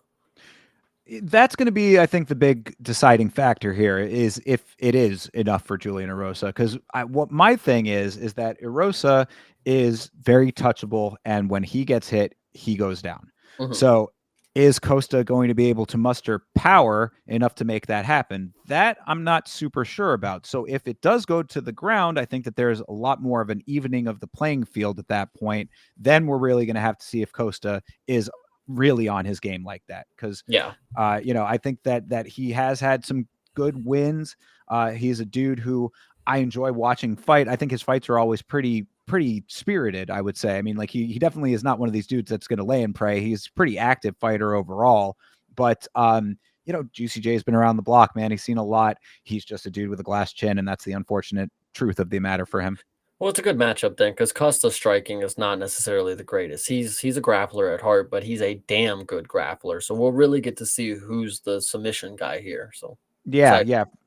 Oh, yeah. No, go ahead. Do you have more? No, absolutely not. Oh, yeah, fair. No. I agree, and I think that this should be a test that Costa can pass. And then, because I think that this is another one where it's like you feed him a guy that makes sense to raise him up just a little bit more. Julian Erosa been around for a long time, very active dude, always fighting. So, get another win, build him up a little bit more, and then hopefully that grinder status you're talking about, maybe he gets a little bit more shine off of it. I hope he does not get the grinder status, but I would like to say that he is definitely good enough to be towards the top of the division. When I look at Julian Erosa, I'm not saying comparatively to the skill set, but when you look at somebody like Andre Fili, I mean, it's like, these are just two dudes out the same barrel. Like, this is just another step in the mud kind of deal. Costa's got this.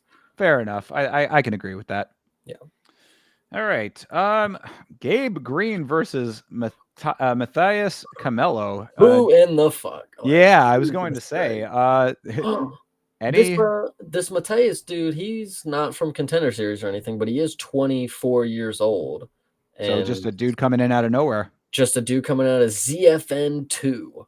Okay. Well, I mean, rare that you get a dude coming in to the promotion without having to be tested on any of the preliminary series at this point. A lot of people coming in off Contender Series and tough. He's not one of them. So obviously something in him. I didn't mean to interrupt you. I'm sorry.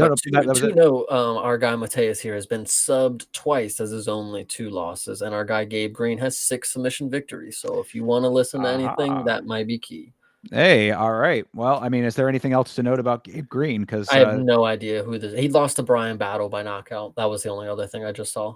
When was that? Was that on a Rosenstrike card? So definitely a while ago. Rosenstrike and Almeida. Oh, geez. Yeah, then he definitely he certainly did not make an impression back in 2023. Shit. He hasn't fought since May 13th, 2023. Wow, that's 2 years from tomorrow. Ain't nothing like the Apex, people. I know, right? But yeah, so pick your poison on that one. I mean, maybe Chase makes a good point there. If you're strictly going off on what's on paper, then him having a good amount of submission wins over a dude who are fighting a dude who his only losses are by submission. Maybe there's some logic there. Hell yeah. All right. People that we actually know. Jared Gordon versus Thiago Moises. Crazy that Jared Gordon is this far down on an Apex card. It kind of hurts my heart a little bit. I would like to make the point that Thiago Moises is somebody who I've seen have close matchups against really good people. And then he is also not fallen, he's not went through with what I thought he was going to be able to possess. Jared Gordon, on the other hand, don't think I've seen him fight, but it's nothing obviously memorable. But if you do remember, people will swear that he beat Paddy Pimblett. So does that mean anything going into this matchup? Maybe. I mean, he might be a lot better than just the run-of-the-mill guy. So it certainly means a lot to me because I'm one of those people. I definitely thought he won that fight.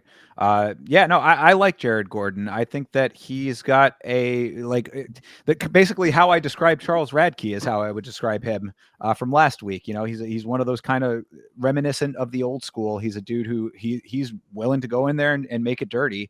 Hopefully I'm not misplacing that assessment in him as I did with Radke, but he's gotten some good wins in the past. I think he's coming off of a good win, actually, if I'm not Trey Ogden. Yeah, right. A knockout on that one. Yeah. No decision. Probably. Oh no, he got a knockout in New York, did he not? Was that in New York? Leg TKO against Mitch Ramirez. There you go. Yeah, that's Mitch Ramirez. Yeah. So I mean, something to be said there. Level of competition aside, whatever. But I don't know. I like Jared Gordon. I'm okay with that, and I think that God, imagine how much different the landscape could be if he had actually gotten the call that he deserved in that fight. True. Yeah. Patty gets the loss, and who knows what happened there. And then now Gordon is middle of the card on a fight night.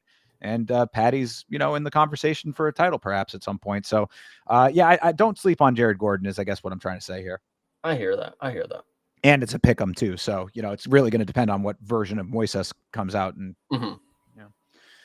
All right. Luana Santos versus Thainara Lisboa. You're never going to fucking guess this. Well, first off, when this fight was announced and I saw Thainara, I thought, is that the girl that just subbed out Molly McCann? No, not the same one. Not even close. Tainara is actually the other girl's last name. It's I was Thyonara, gonna say, yeah, joke. that's Alexia Thainara. But if you go into this fight and you look at something really funny, is that this girl also fought her last fight was in October of 2023. But the fight before that was that same exact May 13th, 2023 Rosenstrike and Almeida card as the Oh, other dude fought on. So that's pretty funny. must have Um, slept through that card. I don't blame you. Luana Santos is somebody who actually had a lot of hype coming in. I mean, she was getting some good wins, submission, a KO, and then a decision, whatever you want to say. Like she was looking decent, but she should definitely win this one. I mean, with that being said, like I mean, the line being this close for somebody who hasn't fought in 2 years, I mean, it can't be. It can't be true. Yeah. No, I mean Santos. Yeah, I agree. This is a fight that she should be taking pretty handily. Still can't get over the fact that the last time that I talked about Luana Santos, it was in relation to her inappropriately touching her dog. So True, that true, is yes. something I cannot let that slide. But that aside, as far as her fighting goes, yeah, this is probably going to be a win for her. I odd, honestly, like I like 9-2 for, well, or 8-2 rather for Santos, but 8-2 and 7-2 are the records. It seems like they're closer on paper than what like my recollection of each of them would make me believe. So I got Yeah. to go with what my brain is telling me on this one, and it's that Santos takes this pretty easily. Yep. I agree. All right. Yadier Devalle, dude coming off of the Contender Series. He had a great fight on the Contender Series, actually, going up against Connor Matthews. This is going to be another one of those ones where it's like, can the dude from the Contender Series replicate it in the actual show? Yeah, I mean, this one will be interesting because I don't know too much about either of them, but I'm hoping that somebody in the matchmaking is knowing that this is going to be a good fight for Mr. Valet. I don't even know. My guy's here. Del I would have Valle, my friend, Hispanic pronunciation. I would have thought it was French, but he is Cuban. So it is going to be interesting to see, another person from another low represented region of the world. If he can't come out here and make a statement, I mean, hell, you can do better than Robellis. I can tell you that. Sure thing. And I also remember from the Contender Series that he has a pretty cool story as well. You know, one of, I think it was like some crazy amount of kids, like one of 8 or 10 or something like that. And I believe that he was the one that his dad or him worked as in like a pizza shop. I think he might have had like a pizza truck or something like that while he was getting his fighting career started and stuff. So anyway, that's all unrelated to the fight. But I say that just to say that, you know, his story does endear me to him because he is living the American dream right now, coming over from Cuba to, you know, live out his dreams right now. So Hell yeah. yeah, I'd like to see him get this win. But again, 8-0, and those O's have been dropping like flies this year. So Yes, they have. Connor Matthews, you know, one of those dudes that's kind of middle of the road. This is the exact right test for a guy like Del Valle if he's going to be who he thinks that he's going to be in this organization and who he would lend one to believe off the Contender Series. Get this win. Hell yeah. Elise Reed, Denise Gomes. Why is this fight here? This one sucks. I mean, Jesus Christ. You would hope that Denise Gomes wins because Elise Reed, I mean, actually, I might be wrong by saying that she maybe is not as bad as I remember her being. I mean, her losses to Loopy and Luke Boonme, I mean, those aren't terrible aging, but they were both submission losses. Is Denise Gomez even a submission artist? Because that's the only thing that I want to see. No, she's never even subbed anybody. What the hell is this fight? Like, okay, No, yeah, I don't care. Denise Gomes is just a rough and tumble chick, but doesn't have a lot of technicality to it to make it effective. That's Mhm. what I get out of her. Like she's definitely going to go out there and scrap. She'll be up in your face. She'll clinch up. She'll do all the things, but she's not putting the puzzle together in a way that equals up to a win. And she's a huge favorite in this fight. She's a -600 favorite against a +400 in Elise Reed. So, you know, I guess the numbers would lead you to believe that she's going to take this one pretty handily.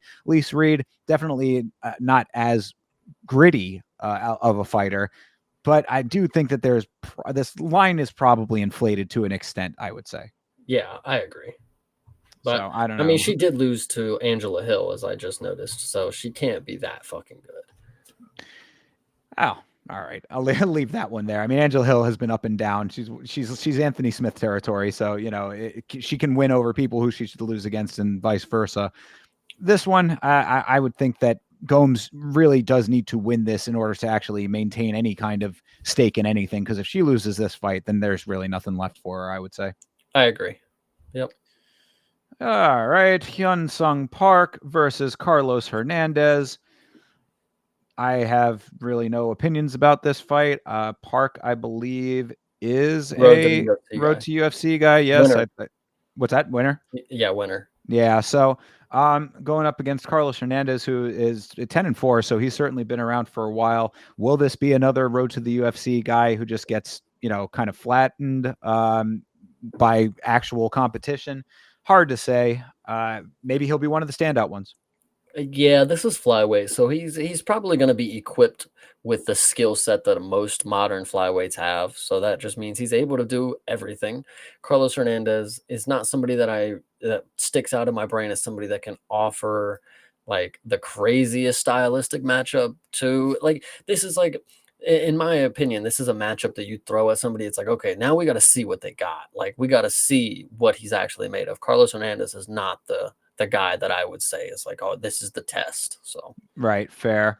And I mean, Park, yet another undefeated fighter over here. So, we see him every fucking card, man. It's like everybody's undefeated these days, you they've know? been pumping a lot of new blood into the organization, and that's why we've had so many undefeated fighters losing their O's. It's just more of them. Yeah. So, yeah, I mean, I'll take the favorite on this one, just off of the strength of the win on the road to UFC. So obviously he's done enough to get to that point. This is the real test. Prove it.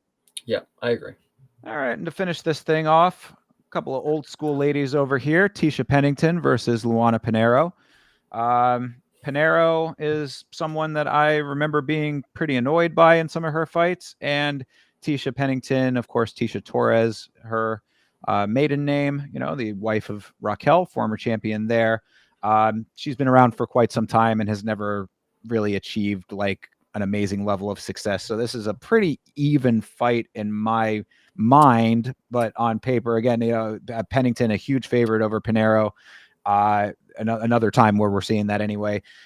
I think that the numbers might be a little inflated on this one. Yeah, I don't care too much about this one. I mean, Tisha Pennington, I could care less, guys. I don't know. Like, so we'll see how this one ends up, but I don't think it's necessarily going to be the fireworks that a main, the fight that starts the card off. Last week we had Katona and Bexat. That was definitely a way to start off an event. This is just the regular run of the mill Apex first fight of the night. Yeah, and I mean, Tisha is coming off of a win over the legendary boring fighter in Carla Esparza in her retirement fight. She did win that fight. So I guess you can take that into consideration. That's probably a good part of why this line is as inflated as it is. Pinheiro, like I said, somebody who just, I don't know, never been too impressed with. So hopefully this will be at least somewhat entertaining to make this worth coming to the card early. Yep, I agree. And of course, we will be back next week to talk about each and every one of these fights right here on Last Week's Fights. I want to say thank you to everybody who's been hanging with us for this stream. We had a really nice active chat tonight. If you are not subscribed, make sure that you are subscribed to youtube.com/@YamaShow, where you can see me doing a watch along of this card with my good buddy, the Vitz King and Chase. I know where you can tell them to subscribe to you. They will be finding me on youtube.com/@CPSmalls, and that's where I will be doing my individual watch-alongs and uploading some shorts that can vary in predictions and or reactions, anything like that. Twitter, sometimes I'm hanging out, x.com/creativepartin, PARTIN, and yeah, we're just having a great time. That's right. Make sure you follow my boy. I am on Twitter and Instagram @YamaShow as well. Give me a follow. Instagram especially. Always be posting some fun stuff in the stories on that. So thanks for hanging out with us, everybody. We appreciate all of you. Have a great rest of your week. We'll be back to talk about these fights next Monday. And if we don't see you until then, fight on.